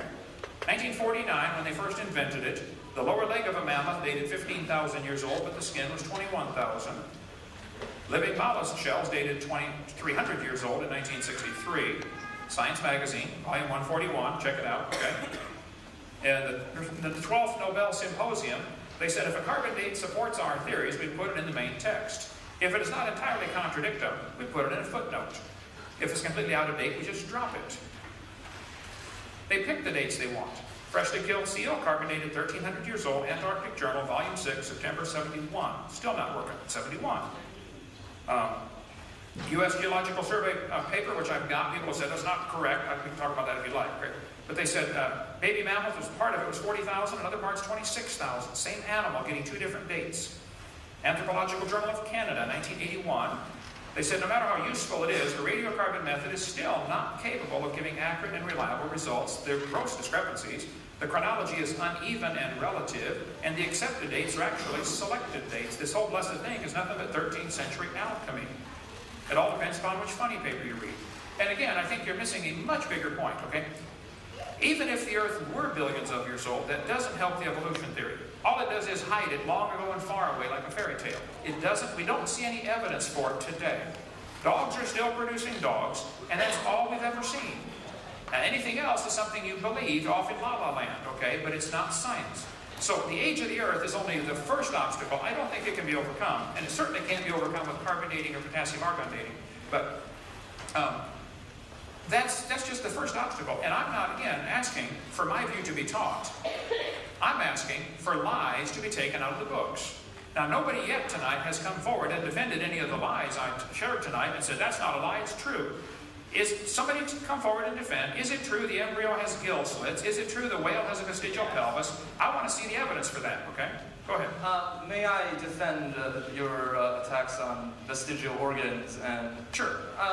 Also, related to that, several times tonight you've cited as evidence against evolution that dogs do not produce non-dogs. And, wait, one thing at a time. You want to talk about vestigial organs or dogs producing non-dogs? Well, I want to talk about both, but I guess... Okay, we'll start about both, just one at a time. Okay, we'll start with dogs then. Okay. Do you believe dogs can produce a non-dog? Not through one generation, no. Okay. So do you believe it's something that would require millions of years, and therefore it's not observable, so it's something you believe, not something you can show me? It's not part of science. Do you see my point? If you don't see that point, I can't help you. Okay. But you're not seeing... I feel that you don't really... You're attacking the assumptions of evolution, but I don't feel you even understand the assumptions of evolution. No, I very much do understand. I understand that you have to believe it happened. You believe it could happen if you had millions of years. Okay, you just left science and went to religion. Go ahead. Okay, but you said that dogs cannot produce non-dogs, but that is not what evolution says at all. Evolution says you take two populations of dogs and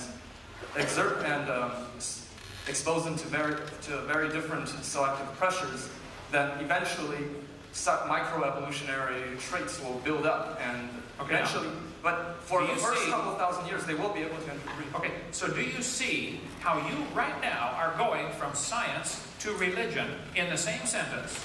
Does anybody else see that? Am I the only one seeing this? Okay. You can believe that this could happen over millions of years, but that's no longer science. Science is what we can observe and test and study and demonstrate. I don't care what could happen over millions of years. What happens? We have 6,000 years of recorded human history with people telling us dogs produce dogs. What evidence do you have that would say that something other than that can happen? Don't tell me what might happen over millions of years. Where's the scientific evidence? Okay, put in another way. Do you believe that 1 apple plus 2 apples equals 3 apples? What does that have to do with dogs? I'm kidding. So you can imagine that, right? I want to stay on topic. Yeah, I believe 1 apple plus 1 apple equals 2 apples. I agree. Yeah. So do you believe that 1,000,000 apples plus 1 apple will equal 1,000,001 apples? Or 1,000,000 plus 2,000,000 apples will equal 2,000,000 apples? If you're going to give me every possible example, we're going to be here for a long time. Well, you've never sat down and added. Yeah, I taught math. I believe that. I understand. Okay.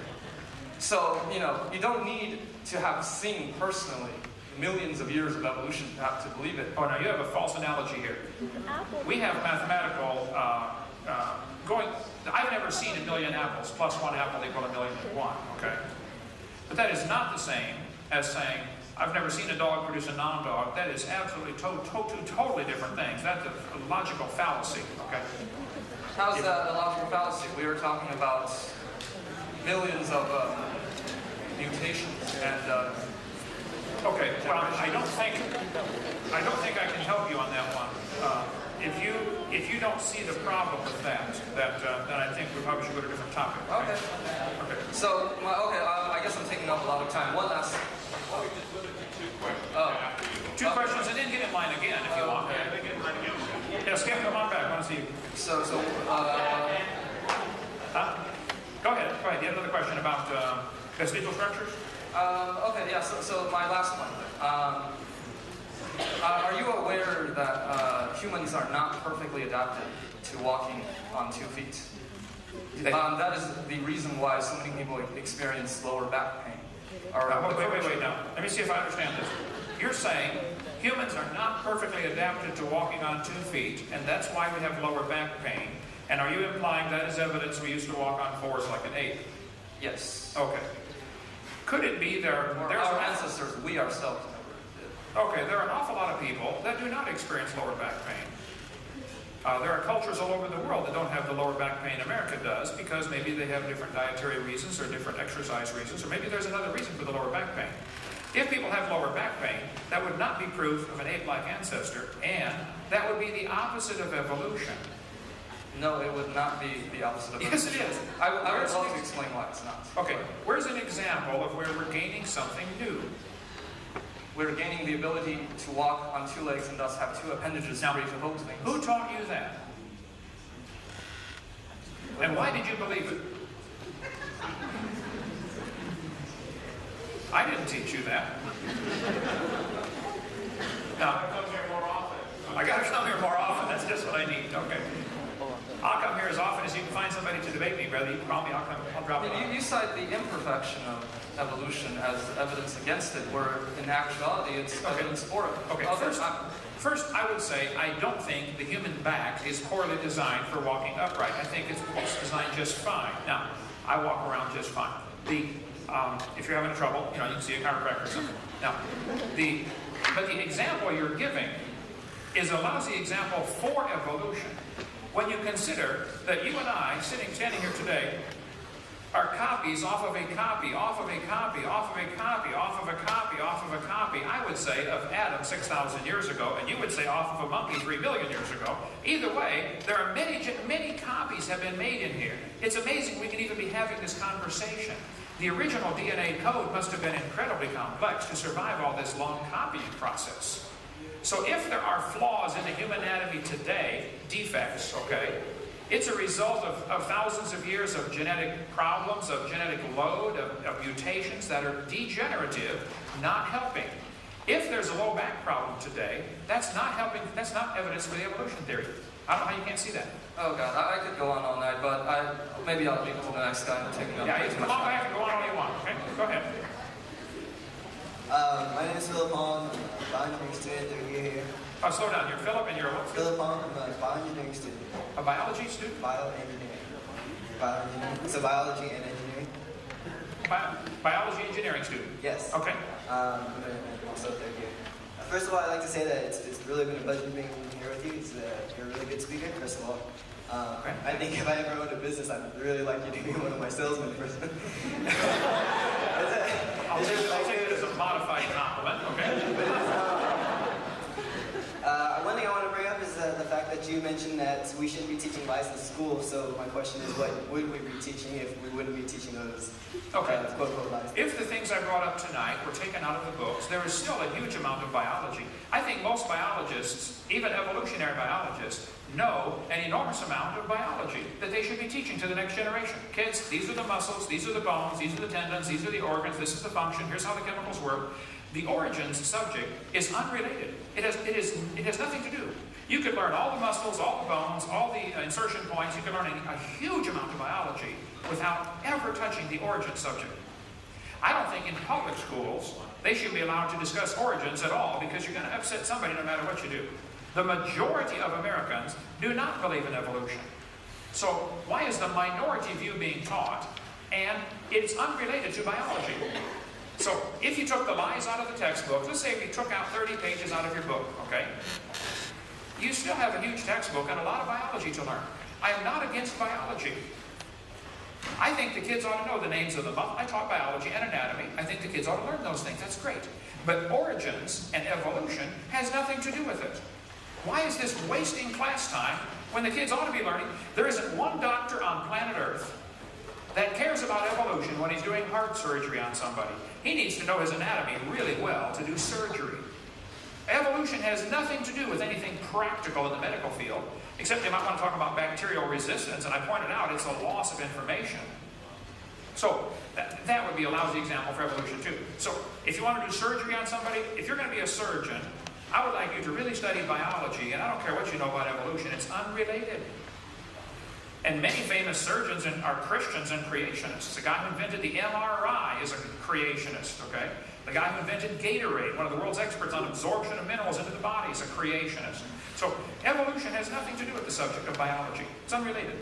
Well, this is a scary thought, though. Imagine that the lies that were being taught in school, that I consider that it might not be a lie, but in fact, it might be promoting other scientists to be discovering things like cures for cancer and so many other subjects of matter that can... Well, let's take one topic at a time. You're saying we should keep these lies in the textbooks? No. I'm saying that these lies, you're calling them these lies, but you're saying there's no point, absolutely no point in keeping these so-called lies in the textbooks. Why would you keep a lie in the book? Well, why would we keep natural selection in the books then? Okay, natural selection, I didn't cover that tonight, but natural selection certainly works. It has nothing to do with evolution. Natural selection selects. If I said I want to get a population of 12-foot people on this planet, so I'm going to kill everybody under 12 feet tall. Okay, I have nobody to select from. I'm never going to get a population of 12-footers by killing everybody under 12 feet tall. There is nobody to select from. I probably could develop a population of 7-footers on planet Earth. If I killed everybody under 7 feet tall, within a few generations, I'd probably have a population of 7-footers. Because there are some 7-footers to select from. There aren't any 12-footers to select from. So natural selection is a selection process. It's not a creative force. And here's where the biologists absolutely go screwy in their thinking. They think natural selection is going to create something. Natural selection. This says natural selection causes evolution. That's a lie. It selects. Creationists have no argument with natural selection. We thought of it first. It's a conservative process that removes defective organisms.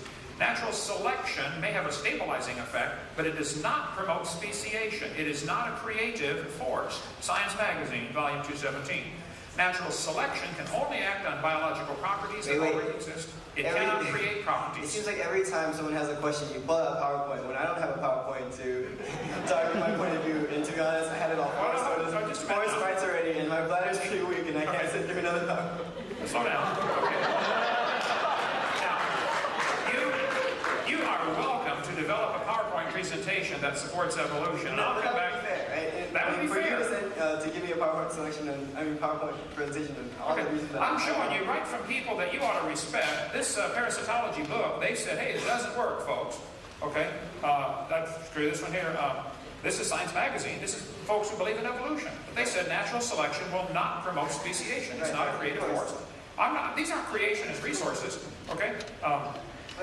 Even if they were, though, it wouldn't matter. The fact is, if you believe natural selection is a creative force to create something new, then you don't understand how it works. This textbook says natural selection can lead to evolution. That is simply a lie. Natural selection will keep the species strong. Here's how it works. If you worked in a factory that produced cars, and your job was to select the good ones to go through and select the bad ones and reject them, quality control. How long would it take your selection process to change the car to an airplane? Really fast. It won't happen. See, the design engineers change it to an airplane, okay? The problem is, all the species seem to have a natural tendency to produce the same type of offspring. If there's varieties that are too far off, too far bizarre, and too strange, some mutation happens, they're likely to be selected against. Natural selection, something's going to kill them, okay? If they can't run as fast or can't fly as fast or whatever, they're going to have some predator wipe them out. Okay, I agree. That's sad and tragic, but it happens. But natural selection is simply a stabilizing force. It's not a creative force. So, I agree with natural selection, but it doesn't help your theory at all. Well, my theory is basically that you're saying that lies shouldn't be in books, when I'm considering these lies as being observations that are written in books, and that everyone has the right to not read these textbooks if they don't want to. Wait, no, slow down. No, we'll talk one time. You're saying there are lies in the books, and everyone has a right to not read those books if they don't want to. Does everyone have the right to not pay for those books if they don't want to? Yeah, I think so. You think so? I think so. Good. Yeah, you're on my side then. Thank you, sir. That's all I want. Don't teach lies in the books. But we're not teaching lies in books. We're teaching observations in books.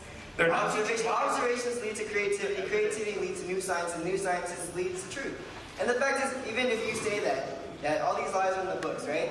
These lies that we can't teach our kids. What are we supposed to substitute it for? Creational? No. But you're not saying it. You're right. What you're exactly going to say One right thing now at a time. Slow down. Look, you the guys. burden of proof. Wait, the burden of proof is not on creationism. It's on us. But if we took the lies out of the textbooks, there would still be a lot of good biology. There would be a whole shitload of good biology. Okay. I'm sorry. I'm not against biology. I'm against teaching lies. It's not true that the embryo has gill slits. That was proven wrong 128 years ago. So what are you going to replace with those lies? What you're saying replace it with the rest of the things? No. I don't have to find a replacement for it. It's a lie, take it out. It shortens the book by 3 pages. Okay. Here's the textbook used at this university. I have that. Am I right? I really like it. On page 1018. Okay, that's actually a different example. That's not the embryology one. Nope. Excuse me. The embryology? Okay, yeah. I looked that up if you want. Yeah, see if they find the embryology one. I just saw that without my glasses on. Because they have that sort of section of the embryo circle. Yeah. Just check the index, see if they have embryology. So, it is your argument, we can't take a lie out of the book until I find a replacement? If you're going to attack textbooks, you should be attacking media. You should be attacking legal law. And Wait. I'm not paying for the media. I'm not paying for the media. I'm paying for How about that. this crazy idea? Your kids watch the media, they listen to lies, and then they go out and spend their money because of the media. Okay, I'm not paying for the media.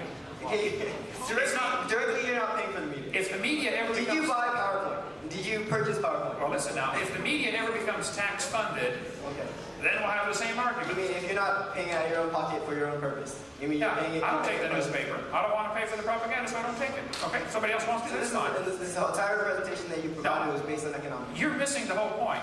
If we took the 20 lies out of the textbooks, that doesn't hurt anybody. It actually improves the teaching of biology. Are you sure? Take lies out of the books. Let me ask you this. Take observations of the books and what happens. Everyone knows everything about skeleton, muscles, and your digestive system. I can read that over and over and over again, but that's not gonna make me want to be more intuitive and be more creative. And if I read something about vestigial organs and I'll be actually curious about it, because there isn't enough facts on vestigial organs. Because there are not enough facts doesn't mean it is a lie. Well, wait. So I'm gonna go ahead and study more about vestigial organs because the fact is I'm a scientist and I'm interested. But if you take out these so-called lies, you're limiting people. You're limiting education. That's basically what you're doing. Okay, listen to what you said. If we take lies out of the textbooks, we're limiting education. Okay. Now, you need help, okay? And I'm here to help you. And the help that I'm going to get is going to be going through that door and go to the restroom. That's what's going to happen. Now, you can walk from the scene. Don't knock my projector off of there. Taking lies out of the textbooks is common sense.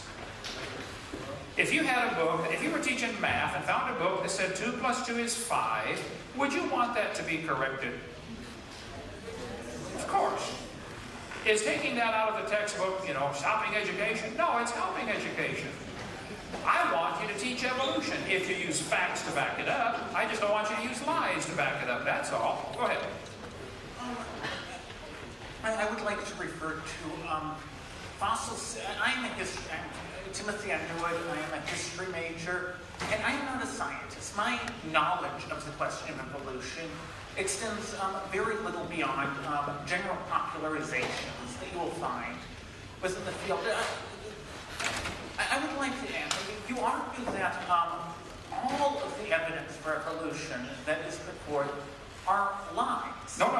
I did not say all of the evidence for evolution is lies, okay? And the things I pointed out are lies. Those all you did say. Okay. All of the evidence that I'm aware of that is typically used to support the evolution theory has been proven wrong. Take it out of the books. Now, if that leaves you with no evidence, I'm sorry, get a new theory. That's one thing. Did you find gill slits in here? No, I found 2 other things. Okay, if gill slits is not in there, this is wonderful. That's a success. Berkeley is not teaching one of the 25 lies in the textbooks. Yay! Insects being resistant to insecticide. 47 of this book here, 6th edition, and it says under the title of examples of provide evidence. Examples of natural selection provide evidence of evolution. It's on page 437. If you go 2 pages over 439, wait, don't lose it. Okay, then we find the homology. That's on 439. Okay, so they're saying similar structures in the forelimbs is evidence for evolution. Okay, they're welcome to believe that. But similar structures in forelimbs might be evidence of a common designer. The Honda and the Toyota both have 4 wheels. That doesn't prove they came from a skateboard. It's a good design that works. So this is an example of propaganda, not science. This is right on topic here. If you're going to say majority opinion is how we're supposed to decide right from wrong. No, I'm going to say that the opinion of the geneticists is how we should decide whether they come from different chromosomes or not. Okay, As I recall, in opinion those of which texts, geneticist? which I have read, written by geneticists, say Richard Dawkins, Or Richard Dawkins, yeah, he wouldn't debate me either. If a geneticist is a creationist, if I can find a geneticist that has a PhD in genetics who doesn't believe in evolution, and they say, hey, Hogan's right, this is not evidence for evolution, it might be evidence for a designer, would a creationist's opinion matter? Even if he had 10 PhDs, or is he automatically disqualified just because he's a creationist? You tell me. if he had 10 legitimate PhDs, his opinion would be valid. And it would be on the part of the question and ongoing intellectual debate of consensus opinion within the scientific community, i.e. the vast majority of the scientists. I want to try to get you to see a bigger picture here. Okay. I want to try to get you to see a bigger picture. I have several people on my staff, I think 7, who are from the Soviet Union, okay? Including my daughter-in-law. If a teacher stood up 10 years ago in the Soviet Union and said, kids, I don't think communism works. I think capitalism is a better system.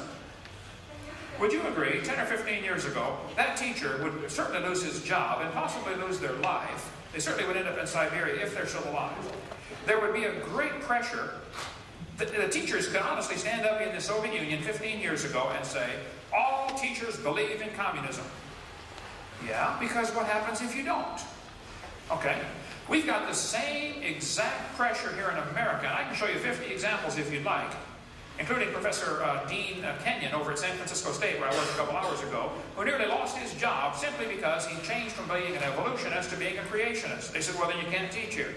They took him from tenured professor to a lab assistant. I'll give you 50 examples in a minute if you'd like that. Now, I'm telling you, here at Berkeley University, the land of free speech, if a professor gets up and says, in a biology class, and says, kids, I have really doubts about this evolution theory. I think what we're teaching are lies. I don't think this stuff is true.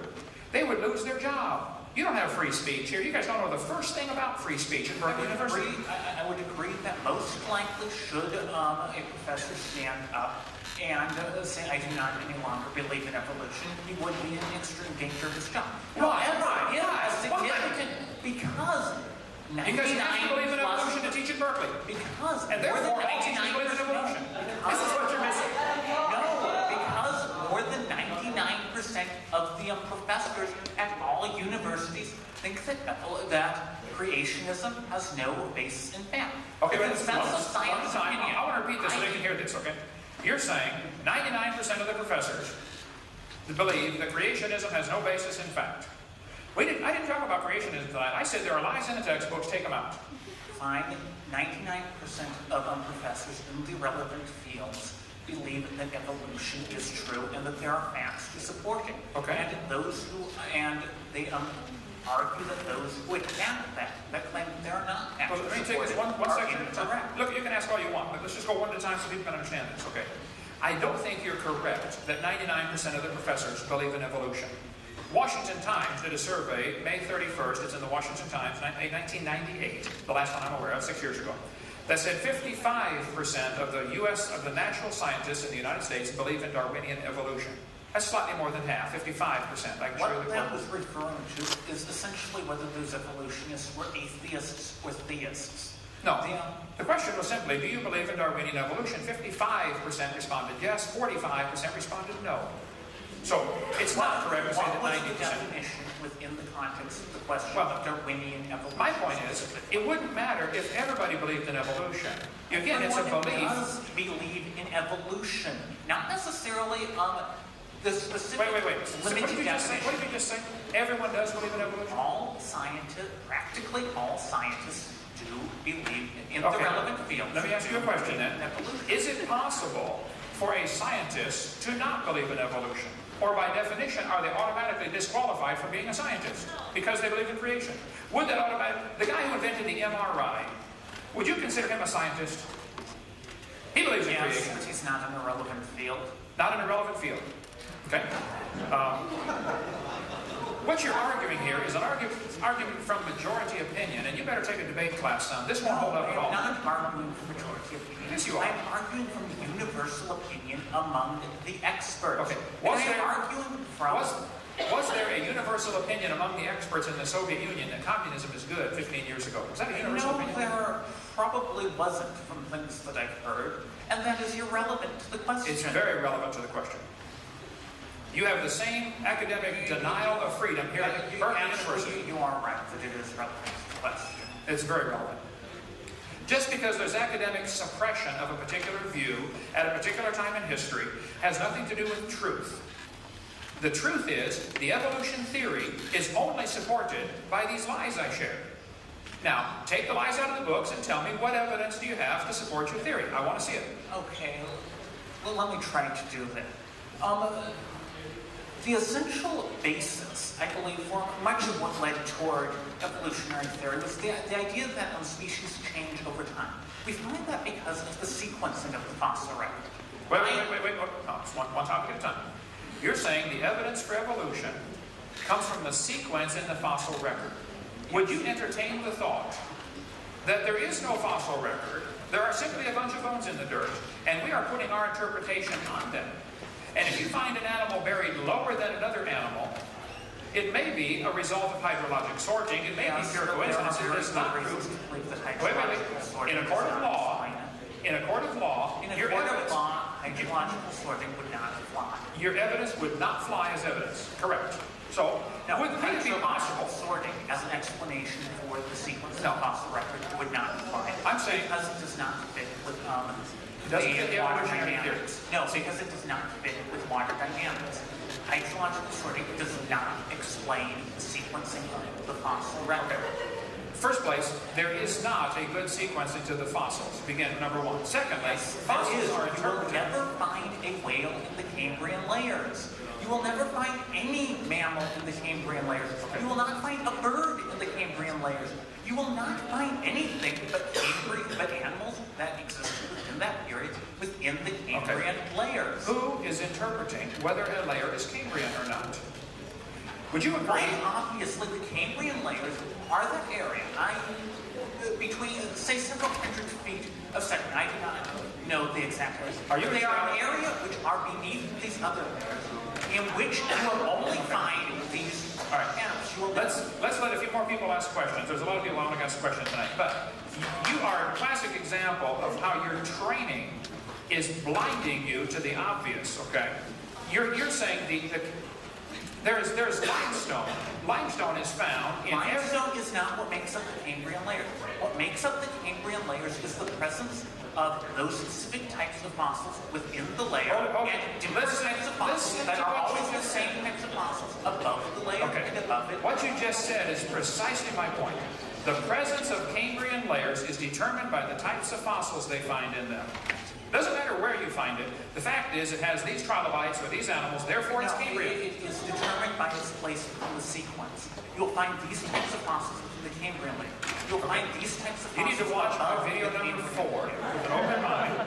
It'll get you converted over. If you're really, maybe your mind's already closed, I don't know. But if you're really open-minded, you need to look at this one more time. Okay, the geologic column. I showed you petrified trees standing up, connecting these layers. Are you still telling me those layers are different ages? What? You still believe they're different ages, don't you? I'm saying that you're not going to find. All right, let's let somebody else talk for a minute. Go to the end of the line. Look at somebody else. Okay. Thank you. Yes, ma'am. Okay, thank you. Don't want airflow to get. Okay. Okay, good. Go ahead. Hi, Dr. Hogan. Hi. I forgot your name now. What is it? My name is Michelle Markstein, and I'm a postdoctoral fellow here in the Integrative Biology Department. I have a PhD in genetics. Okay. And but before we start talking about biology, I first have a question for you. Sure. Okay. So you showed us very beautiful, polished slides, basically giving us evidence that scientists are liars. Wait. No, you don't misconstrue my position. Did you not give us evidence that scientists are liars? Don't misconstrue my position. You say that several times? I said, this is a lie. This should not be taught in the textbooks. Yes, Now, if you are teaching this as part of your evidence, then you are a liar. Okay, so if you are not teaching that, then you're fine. Scientists who are pushing this theory are in essence liars. Not scientists who are pushing evolution are liars. Scientists who are teaching these lies are liars. Okay, but Let's get it straight. Okay. Just because somebody that believes in Berkeley professors who are teaching this are liars. Berkeley professors who are teaching evolution. No, there you go again. You're misunderstanding. Okay. I did not say. Your slides were beautiful. I missed the point. Let's just get a vote on this here. Okay. I did not say a professor who teaches evolution is a liar. A professor who teaches the gill slits on the embryo exist is a liar. I will say that. A professor who teaches the whale has a vestigial pelvis is either ignorant or a liar. Right. How many heard me say that tonight? A whole bunch of times. Okay. Yes, me too. Okay, you heard something. Scientists You're are trying. liars. We're pushing a theory that even a 5-year-old could see is wrong. Is that not what your point was throughout tonight's talk? My point was that a 5-year-old can tell you a dog and a wolf are the same kind of animal. And a dog and a banana are not. Okay. Now, do you believe dogs are related to bananas? Ultimately, yes. Ultimately, yes. Okay. Do you believe dogs and bananas and humans ultimately came from a rock 4.6 billion years ago? Okay. Do you believe, just yes or no, do you believe that? Okay, I don't think it's correct to say yes or no. I want to point out to people here who are not familiar with his type of argument, okay? I'll show you right from your textbook. No. Let's not go to the textbook. Let's just have a talk, you and me. Why don't you Come on, be frank. I challenge you. I challenge you to just have a conversation. No PowerPoint!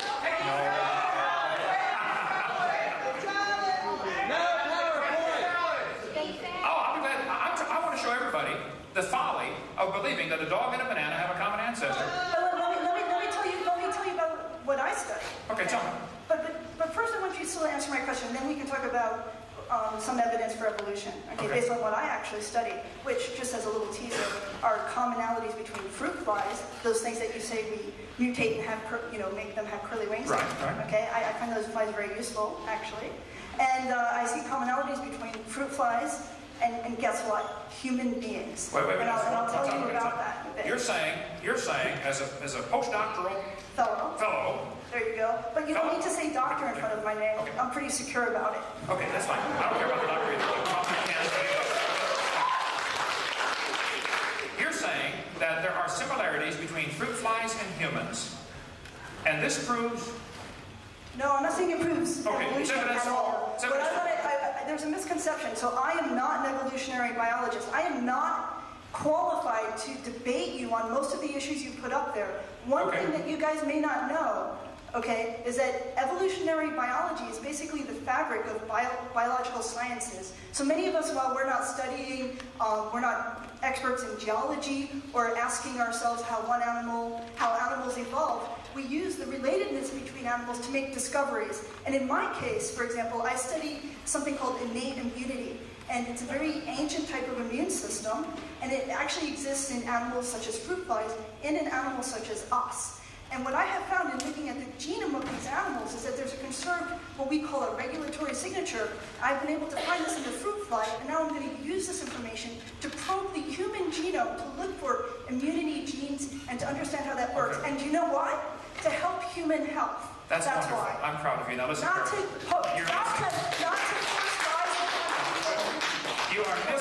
You are missing the entire point. If there are similarities between humans and fruit flies, yes, that might prove the same guy designed them. Yeah, exactly. Thank you. I agree with you. So I want to now point out that one of the flyers we have discusses one such scientist. He was one of the heads of the Human Genome Project. You may know of him. His name is Dr. Francis Collins. I've never met him. I've heard of him. Okay, so Dr. Collins was the head of the Genome Project. He's both an MD and a PhD. And Dr. Collins is also a Christian. Okay?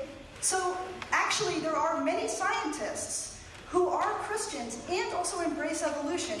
What Dr. Collins says is that if God decided to use the mechanism of evolution to create human beings, you look nervous. You look nervous. Calm down. It's okay. You know why I'm nervous? Because I don't have the rhetorical skills that you do. No, I am winning this argument because I'm right. No, I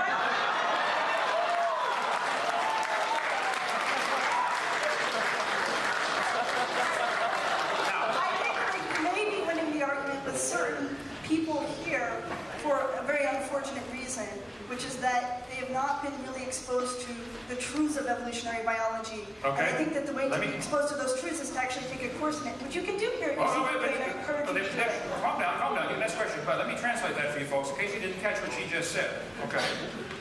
What she just implied was, if you don't believe in evolution, you're dumb. You haven't studied this enough to know the truth. How many caught that? How many caught that tonight? Okay. Repeat your last statement then. Listen carefully. Listen carefully. Repeat your last statement. You said. You have it on your tape? You got it on tape. You said, I'm winning the argument with some people here tonight. You did. That's right. I'm winning the argument with some people here tonight because they have had the unfortunate position I or something. think it was unfair to say you were winning the argument here tonight, and actually you said you were winning the argument with me. So I'd like to ask, who thinks that I'm winning the argument? What? Okay.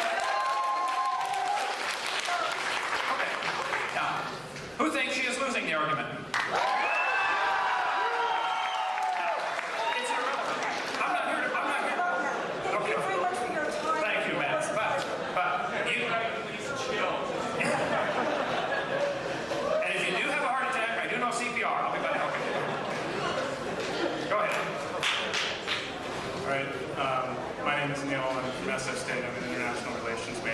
International relations. Neil? Yes. Okay. Yes, Neil, go ahead. So in the first part of your presentation, you talked a lot about the lies that are in the textbooks. Correct. And most of my presentation tonight was simply, these are lies in the textbooks, take them out. Right. Okay. And so you're constraining the argument mostly to talking about those lies. And well, they should since I am paying for these lies to be taught, and right. I think most people resent lies being taught at taxpayer expense. That's the whole point tonight. Okay. Now, in your presentation, later, you talked about the vestigial organs in whales, and... there are no vestigial organs in whales. Right. Some people are teaching there are. Is that book teaching there are vestigial whale pelvis? Look up whale pelvis. Just look up vestigial. All right, so I'm going to complete the question that I'm going to ask, okay, and then you're going to respond to it. Well, if it's a real long question, I want to do it in pieces, because I'll forget, okay? I'm on Florida time. I should be in bed 2 hours ago. Go ahead. All right. So, after you said that, besides if they lost their legs, that's the opposite of evolution. If the whale has a vestigial pelvis, and that is supposed to be evidence of it losing legs, that is not an helpful example for evolution. That would still be counterproductive. Right. Now, so you're defining evolution then as what? Well, the evolutionist would say we started from a single-celled organism which has no legs and slowly developed legs. Somewhere along the line, legs had to develop. Right, but evolution is the process of moving from less adapted organisms to more adapted organisms. Is that your definition of evolution? That is the definition of evolution. Okay, moving from less adapted to more adapted. Organisms, yes. Organisms, okay, that's your definition. Go ahead. Right. So, a whale that would be on land and becomes an aquatic mammal and then loses its legs, would you say that's a more adapted or less adapted animal to the aquatic environment? A whale that moves on land or moves off land and loses its legs, I would say... I'm saying an organism, okay. An organism. All right. Okay. So let's say sea lions right now. Sea lions, we're back. Okay. Well, what happened to the whales? This is irrelevant. Okay. I'm using an example here of an organism that moves into the water. An organism moves into the water, like a sea lion. Right. And loses its legs and gains in replacement for flippers. Okay. An organism, I would say that an example of an organism that moves into the water and loses its legs and replaces them with flippers is an example of a fairy tale, not an example of something we observe. You can believe that if you want, but there's no evidence. All right, but that's not the question that I'm addressing. Okay. Because you're saying if that happened, that's the opposite of evolution. Yeah. And evolution having an opposite is a profound misunderstanding of the evolutionary theory. And you put it in your PowerPoint presentation, and it's a lie. No, listen. The example I gave was, the textbook says, the whale has a vestigial pelvis, and the definition of vestigial is it doesn't need it anymore. But then you said, besides, If they lost their legs, that is the opposite of evolution. That's correct. That is now, losing something. Either you're ignorant of evolutionary theory, or you're telling a lie.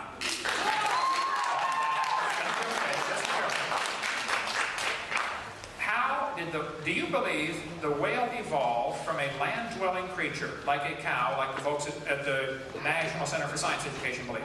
Yes, I do. I mean, you can... I showed you their brochure from Bossy to Blowhole. That's a cow to a whale, okay? I'm not saying that I particularly believe that it's a cow, but I believe that it You believe it was a land-dwelling animal that Yes. turned into a whale, okay.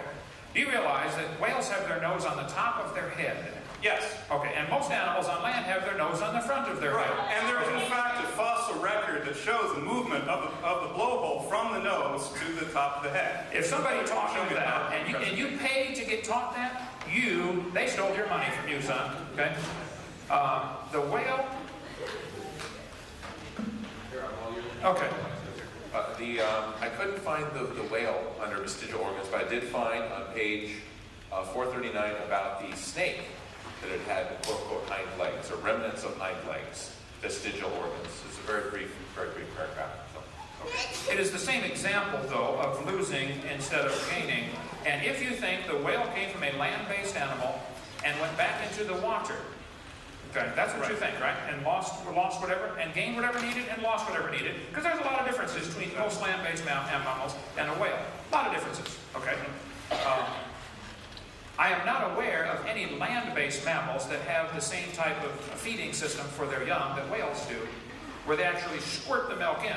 Most land-based animals have to suck on the milk. The whale actually squirts it into the baby's mouth. That's what we would call an adaptation. That's an adaptation. No, I would say that was designed, okay? Now, if you want to believe it's an adaptation, you can believe that, but you just left science and went to religion. And this is what you're not seeing, okay? Here we go. Right. Bossy the Blowhole. Folks, and maybe I'm not getting this, but were they teaching at one time that the cow evolved to the whale? Am I getting? How many are saying that? No. How many are saying that? Oh, nobody's saying that. Okay, maybe I'm getting something wrong here. Now, let's see. Hey, I'm willing to correct. Honestly, I really am. Okay, if I'm wrong, let's see. Whale's pelvis. You're saying there is fossil evidence of the blowhole moving from the front of the head to the top of the head. From the nose, yeah. From the nose? Do you think there is fossil evidence for a whale? Are you referring to Ambulocetus? I don't have specific names. I'm in international relations. I think you have been crippled by your education, and it's a shame you had to pay for that. It's worse that I had to help pay for that. Now, if you want to believe that, that's perfectly fine, okay? But that's not science, son. You've been sold a religion. I've seen a line of fossils. You have seen a line of fossils? Where they have the nose closer to the front and moving towards the top of the head of skulls of whales. You have seen this a line of PowerPoint fossils? presentation refute that. Well, yes. Was it fossils or was it drawings? No, they were fossils. It was a video program. They showed the skulls on the table. Oh, a video program. Now, I can show you, I've got a video clip here showing a tricycle turning into a tiger. It's amazing what you can do with these different video programs, you know. What does this have to do with... That's my point. What is your fossils? What is your... I'm saying there's a fossil... I'm saying... Well, first of all, my main point is that you have a misunderstanding of what evolution is if you think that you can have the opposite of it. Now, I don't want to lose that point. Okay. Because we got to keep... I understand your point. So you're saying the fact that it's losing its legs and turning into a whale is not really... That's still an example for evolution. Yeah. Okay, go ahead. You can't go backwards. You can't go backwards? You can't go backwards, because there's no backwards. There's go backwards for evolution. Right. Okay. There's no forward. There's no forward, there's no backward. Just everything stays the same. It's change. You're a creationist, man. Everything stays the same. I say things change towards more adapted from less adapted. Okay, now, if you want to believe that, that's fine. But I pointed out, no fossils would count as evidence in a court of law. Because what does the court of law have to do with science? Well, because you keep bringing it up. Okay, something that would hold up in a court of law as real evidence was something that ought to be considered. You got a professor here at this university, Philip Johnson, that wrote 3 books saying if you put Darwin on trial, it wouldn't pass, okay? That's a court of law. It has nothing to do with scientific inquiry. It has to do with juror selection and lawyers and law. No, I'm saying the evidence wouldn't stand actual real scrutiny. Anybody could come up and say, Your Honor, he found some bones in the dirt. He doesn't know they had any kids. You're right, dismissed, next evidence. No fossils count. You're saying that no fossils count because... I'm saying, if you find some fossils like this, and you want to say that is evidence that a whale came from a cow or an animal on land or a bear, whatever you want, okay? I'm saying, Your Honor, he can't prove those bones right there had any children. Could you prove some bones you found in the dirt had any offspring, let alone different offspring? And why would you No, think... but I could prove that they had parents.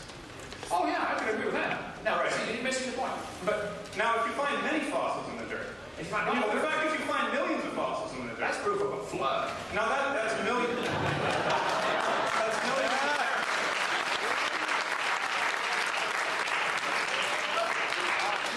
Let me just announce that in about 15 minutes, we're going to have to start clearing out. So we're going to have, please, no one else get in line for questions, but we're going to have to make it quicker. I know that not all the questions are being answered, and I know that there still seems to be some disagreement in the room. I've sensed that. All right, so let's get back to the original point. Yeah, okay. Well, that was the original point, which is the direction of evolution. There is no direction for evolution. That's right. What you said. There's no gaining, there's no forward, there's no going back, there's no coming. I'm saying there's from less adapted to more adapted. Now, would you agree with that? I'm saying it doesn't happen. The whole thing's a fairy tale. All this is taking place in your mind. It doesn't take place in reality. But reality. you're the point of opposite of evolution. I mean, do you understand? I understand that you are straining at a gnat and swallowing a camel, son. You want to have people come up here and refute you, correct? Yeah, so far I'd like to see. All right, so I'm refuting this one point. This one point that the whale losing its legs is still an example for evolution. Okay, if you believe that, that's fine. I disagree, but go ahead. Yes, next one. Have to hurry here. We've got a few minutes. First of all, everybody seems really angry. No, I'm not angry. I'm having fun. I could do this every day. I really could. I love this. I have the PowerPoint. Go ahead. Okay, I understand your point about not wanting to pay your money for what you call lies. Although, I think the big question that I've had sort of since I walked in here is, are you assuming that these textbook publishers know that what they're saying is not true? Okay. It doesn't matter. It doesn't matter. Basically, who benefits? I mean, I'm not trying to attack. Who benefits from these lies in the textbooks? Who benefits from this? And why is everyone arguing so vehemently? Okay. I don't know as far as benefits or not benefits, why they're kept in the textbooks. I'm going to say probably the authors of the textbooks honestly think they're teaching the truth. The publishers of the textbooks honestly think they're teaching the truth. The teachers in the school who are teaching this honestly think they're teaching the truth. I am pointing out, this has been proven wrong. Real science would clear this stuff up. They wouldn't allow lies to continue in the textbooks. The problem is, if you remove these lies that I mentioned, there's nothing left to support the evolution theory, and that raises red flags. Because along with creation, which is the only other alternative to evolution, there comes a whole lot of baggage, like a creator, and rules, like thou shalt not commit adultery. That's what they're really running from. So, all I said was we should not allow lies to be taught in the textbooks in tax-funded schools. If somebody wants to start a private school and teach lies all they want, go for it, man. I don't care what you teach. You can teach your kids in a private school that if you blow yourself up and kill 10 Israelis, you get to go to heaven and have 72 virgin wives. Okay, you can teach it, but I don't want to pay for that. Go ahead. Well, that is taught in a number of schools. That is taught in our schools? No, not in this country, generally. I guess then the biggest question that's brought up after that is, if all of those lies, or at least untruths. Okay. If these untruths were taken out of the book? So all of these untruths were taken out of the books from what you know, and I guess for many of the people who have questions and might know more about this subject than me, if all of these untruths that you brought up were taken out, would there then be any basis for believing that there was an original idea of this descent from original creatures to base like evolutionary molecular biology on? Or even better, if you took all those things out, what would you have? You would have a good textbook with lots of biological science. There's a lot of good biology that ought to be taught. Evolution's unrelated to the subject. Okay?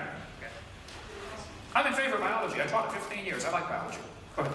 Hi, my name is Tom, and I study neurobiology here, but I don't think that's relevant to this subject. Okay. I'm a Christian. I believe in Christ. I also believe in evolution. We can fix that. Hang in there, Tom. We can fix that. I mean, obviously that's my belief, but that's your what? That's my belief. Your what? Belief. Belief? Yes. Good. Thank you, Tom. Thank you. I don't disagree that evolution can be a theory and can be a religion. I'm not going to argue that technicality. But just pointing that out. Go ahead, Tom. Right, I know. Okay. And I respect the fact that you pointed out the embryology is false. You know, I didn't know that before this lecture, so I benefited from this lecture. So, well, hey, yeah, I know. I like that.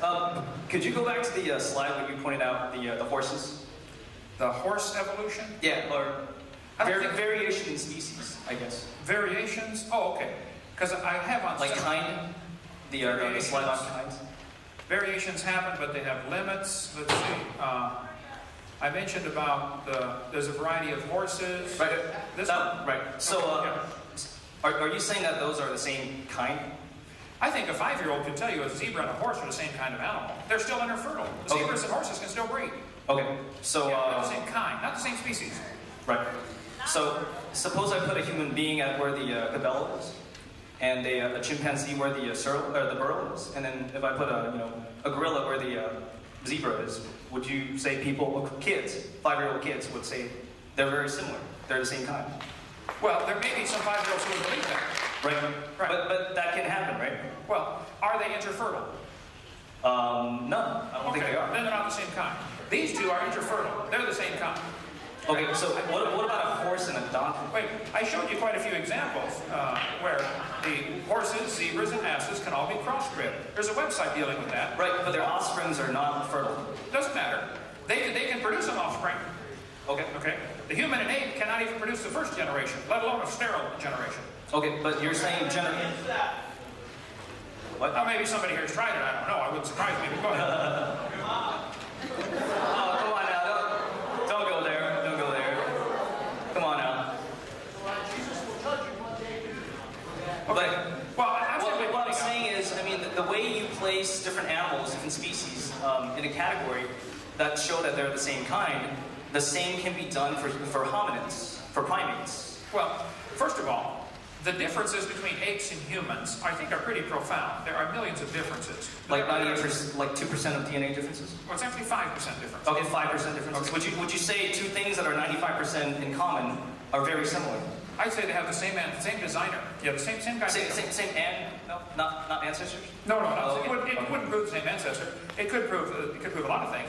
Actually, the similarity between a Honda Prelude and a Honda Accord are pretty striking. Yes, they're from the same maker, Honda. You got the point.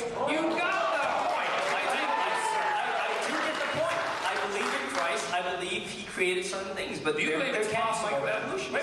Do you believe it's possible that humans and apes have similarities because they simply have a common designer? Is that a possibility?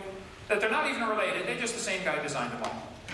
That can be a possibility, yes. Okay, is that something that ought to be taught in the schools, maybe? If it's a theory. Oh, no, it involves creation. No, it can't be. It should be taught if it's labeled as a theory. Okay. I'm not saying that creation shouldn't be taught because theory of evolution is a theory. It's taught in schools. Would you agree that it's not taught in the schools?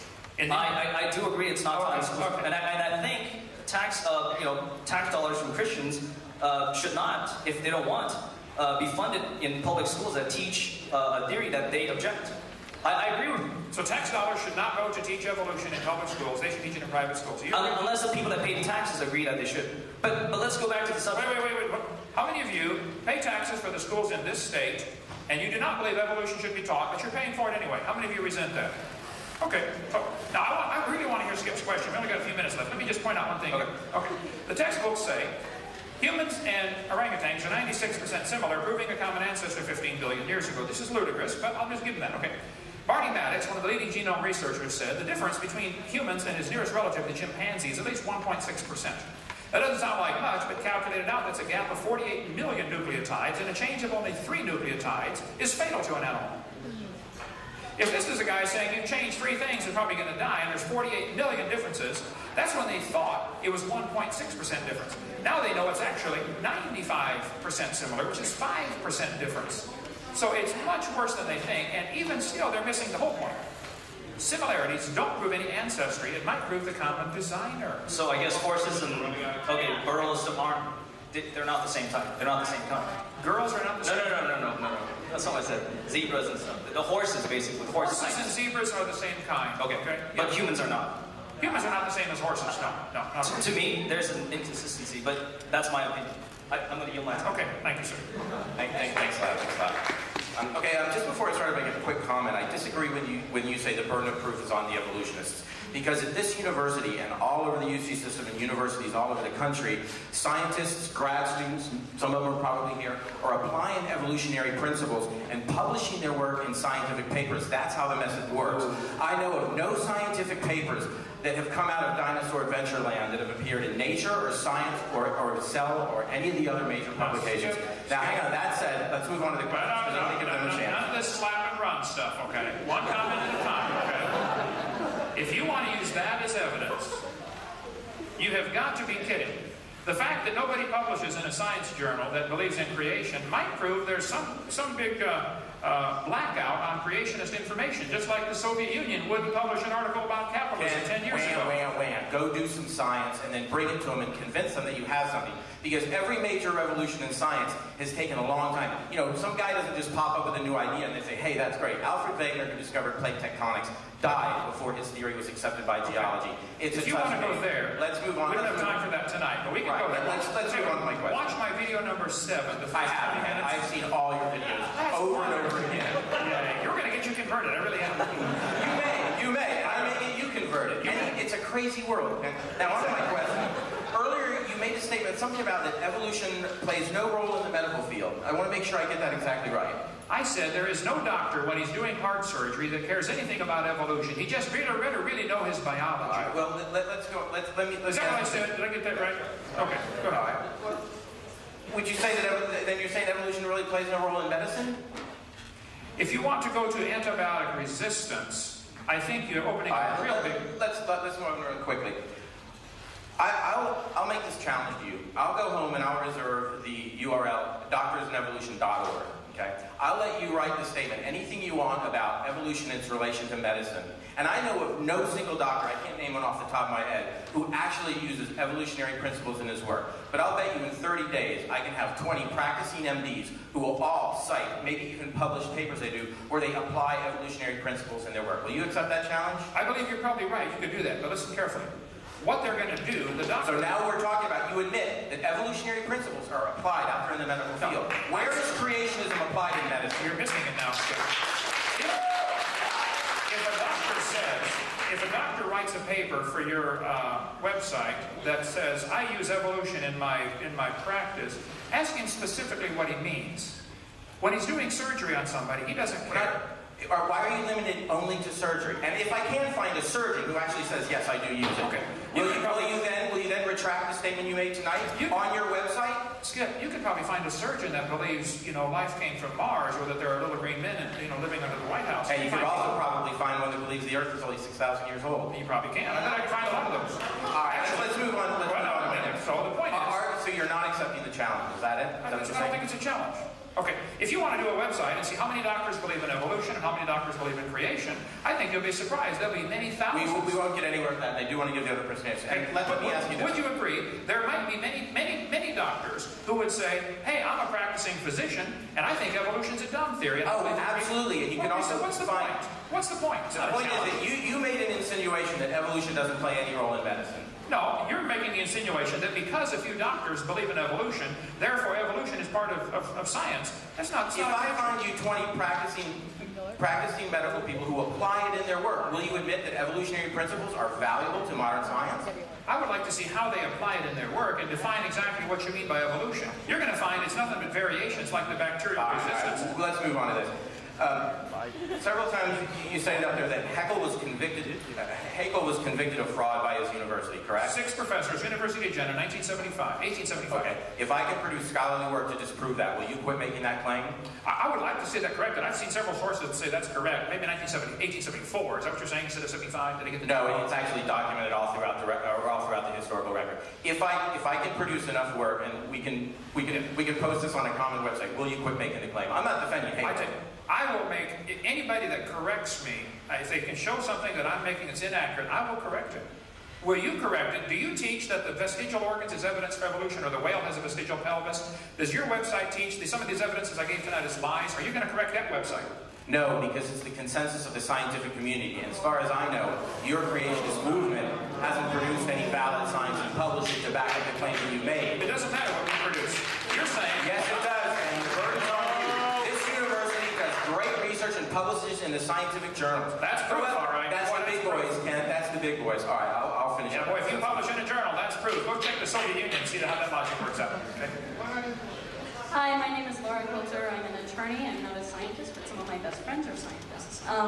So I just want to make one small, quick point. Okay. You'll be gentle with me. I'm a little nervous.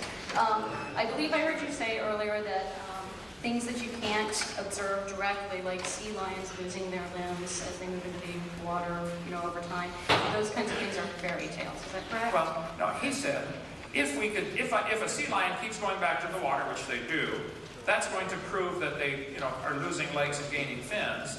That's proof that sea lions are designed to live in water like they do. They do pretty good in the water. How was it that you described that it was a fairy tale? Well, he was talking about how whales came from some kind of land-based animal and moved into the water and lost their legs. I said, you can believe that, but that's not. We don't observe that. And why we don't observe that, so it's a fairy tale, right? It's something that takes place in the imagination. I see. People believe these animals make these changes. They never see them because they're not directly observed. Well, right. Right. So if it takes millions of years, it's now not part of science. It's part of a fairy tale. So it's occurred to me that you've been making this claim multiple times through the evening that things that are not directly observed are not scientific. That's the definition of science. It's observable, testable. But science actually consists of a lot of things that are not directly observed, that are indirectly observed and are inferential. So I'm just going to leave that at that, but I would actually like to say that you're actually being inconsistent, because earlier you said that the Genesis story was a good story and that the Bible was a good story, and I don't think that you are 6,000 years old. So I don't think that you have directly observed. Well, I'm a very new lawyer. I'm not asking for the Genesis account to be taught. No, but I would like you to distinguish it from a fairy tale, because you've said that things that are not directly observable are not science and are therefore fairy tales. And I would like you to distinguish the Genesis account of creation from a fairy tale. The difference we have with the Genesis account is we have an eyewitness observing. But you do not have any direct evidence. You have not directly observed it, and you cannot. You don't have any evidence that Abe Lincoln was president 125 years ago. That's right. So according to your logic, that's a fairy tale. No. All I'm saying is that according to your logic, Genesis is a fairy tale, and Lincoln is a fairy tale, and evolution is a fairy tale. All of those are fairy tales. Science is things we can observe, test, or demonstrate. I think we do observe and test and demonstrate. We have indirect observations as well as direct observations, and that's what justifies science. Would you tell me, as a lawyer, Genesis is distinguishable from science because it is not directly observable by anybody. Okay, as an attorney, I would like to know.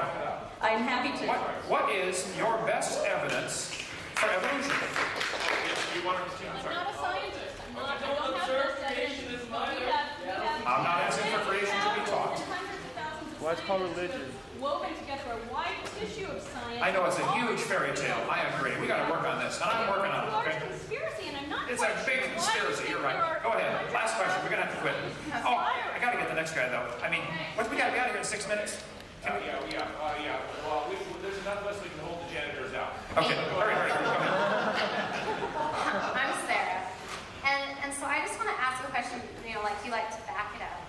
And I'm getting that your main concern, because I don't consider you necessarily a scientist or a theologian, you're an educator. You're also a parent who's concerned about children learning things in school that are lost. Right, I'm a scientist and an educator. I'm also a parent. I'm also, as any parent would be, concerned about their children in school learning lies. Good. So one thing that I'm confused about is I don't understand why you have chosen to bias yourself in trying to write only certain lies that are in textbooks. Actually, because as we all know, there are many lies cross disciplines in textbooks. One of the major jobs of educators these days, going through many versions of textbooks, is to try to remove things like loaded questions. And this is something that is not only in the biological sciences. This is a problem in all disciplines. I agree. Okay, so what I'm wondering is... Why am I biasing myself to this one? I taught science 15 years. This is my expertise. There's too many dragons to slay. I only got time to kill this one. But there are so many other things that are so much more damaging. You're an educator. I'm a scientist. Okay, then find somebody who's a mathematician and fix the math books, and find an English person and fix the English books. We got a lot of work to do. But you're concerned about children and lies being in textbooks, and that sounds like the most important thing to you. So there are a lot of lies, like it's not the most Native important thing. American Indians, like bias in questions about ethnicity and socioeconomic standards. There are many, many, many bias in textbooks, and I feel like what you should do is probably focus on that and on education. And so why expend so much of your energy on debates in science and evolution, which you're not as well qualified for, since you are an educator of basic educational curriculum? Well, I guess everybody has to pick which dragons they want to slay, and this is the one that bothers me, because it has so much bigger implications. But why wouldn't you slay the dragons you're most qualified for? Let me answer your question. Because this evolution theory is not just a dumb theory, it's a dangerous theory. And why do you feel that way? This is exactly what motivated Adolf Hitler to kill the inferior species, the Jews and the blacks. This is precisely this theory, evolution. You're talking about social evolution, which many people disagree with. That's the result. Okay, we got to get out of here. I'll tell you what, let's schedule another time. I'll come back. I love this place. I mean, this is great. I still don't get your answer. You're not answering why you're choosing to slay dragons that you're not as well qualified. Why does anybody choose any field of work? Why do people decide to be physicians instead of janitors? I mean, I decided to do this. It's my business. It doesn't matter to you.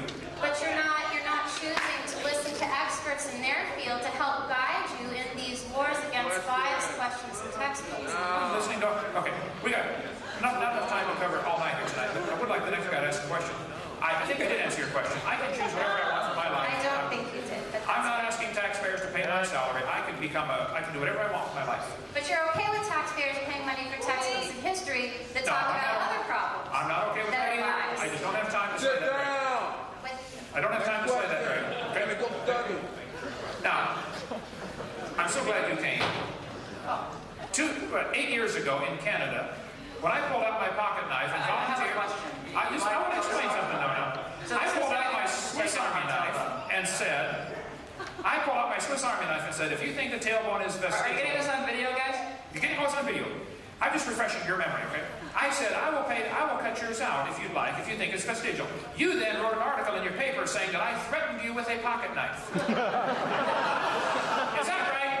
Do you think it is an appropriate response to a scientific question to wave a pocket knife at somebody? Is that a reasonable response? Is it appropriate for you to lie and say I threatened you with my pocket knife? You were 75 feet away, son. You know, I don't want your tailbone, okay? You need it. I want to ask a question that I can't... I just wanted that on the record. Go ahead. Now, let's hear your question. Okay. You want to make a speech or ask a question? I'm going to ask a couple of very simple questions. Okay. Earlier, I heard you say to my friend Laura that, look, you're not asking for the story of Genesis to be taught in schools. Correct. I personally, Kent Hovind, did not directly observe Genesis. It's my religion. Yeah, I believe God created the world in 6 days, 6,000 years ago. I believe that. That is a religion. Correct. I believe that's a religion. I call it a religion. And you're saying that, since creation and evolution are both religions, neither of them should be taught. Right. Not tax money. Right. You got it. Good. I understand what you're trying to say. Now,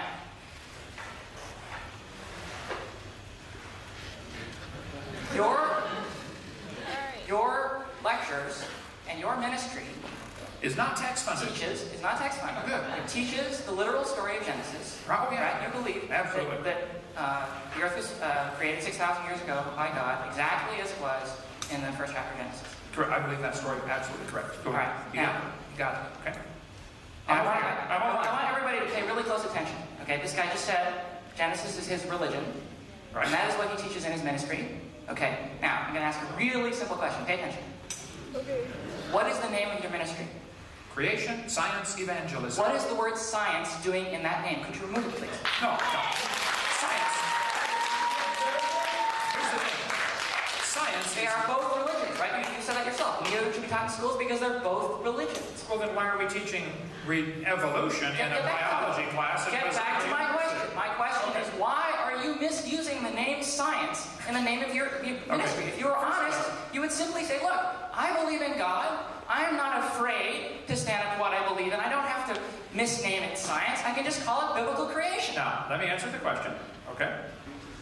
First place, I'm not using any tax funds. I can name it whatever I feel like, whether you like it or not. Secondly, science deals with knowledge gained by observations, testing, and experimentation. All of the experimentation tells us dogs produce dogs. So there must have been originally a created kind, because we never see a dog come from a non-dog. So the scientific evidence is strongly in favor of creation. That's why I call it creation, science, evangelism. Now, if it bothers you, tough.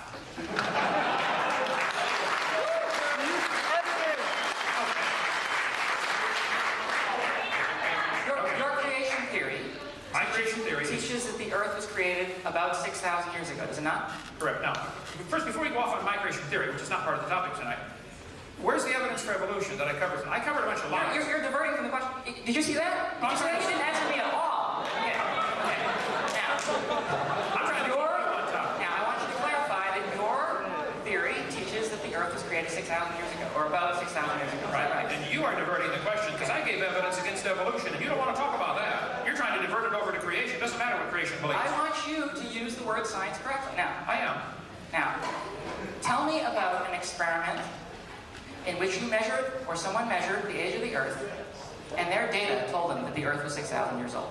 I think there's a lot of experimental evidence that shows us it cannot be billions of years old. No, give me evidence for your date. You are claiming in your scientific creation theory, right, he calls it scientific, that the earth is 6,000 years old. There's a number there.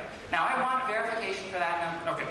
I have an eyewitness who wrote it down in a book called Genesis and told us this is how it happened. He told us very clearly Adam was the first man.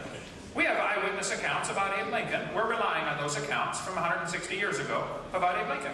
I'm relying on an eyewitness account that says there was no death till Adam sinned. Adam was 130 when Seth was born. Genesis chapter 5, verse 9, I believe. You can go through the Bible and add up the dates. I have an eyewitness. What do you have?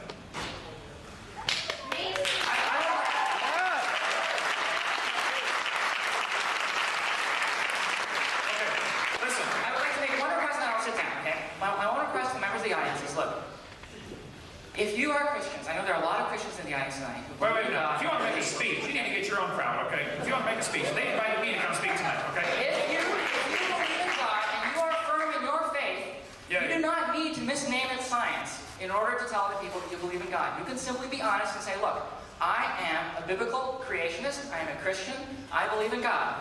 There's no need for you to misuse science for this reason, okay? And once he presents a measurement, okay, by experiment of a 6,000-year-old Earth, I will be happy to let him name it science. But until then, creation science is a lie. Okay. Folks, we are over time. They're going to shoot us if we don't get out of here. Paul, you're in charge. We take another one, or we? Last one. Okay. I'm willing to say all night. Good night. Very quickly, my name is Brad. Hi, Brad. I'm a fan of yours, and the reason is I had a degenerative incurable disease 25 years ago that I used creation biblical principles to cure and follow up that with a doctor out of San Francisco who taught hundreds and hundreds of doctors emergency medicine. She had terminal breast cancer in 1992.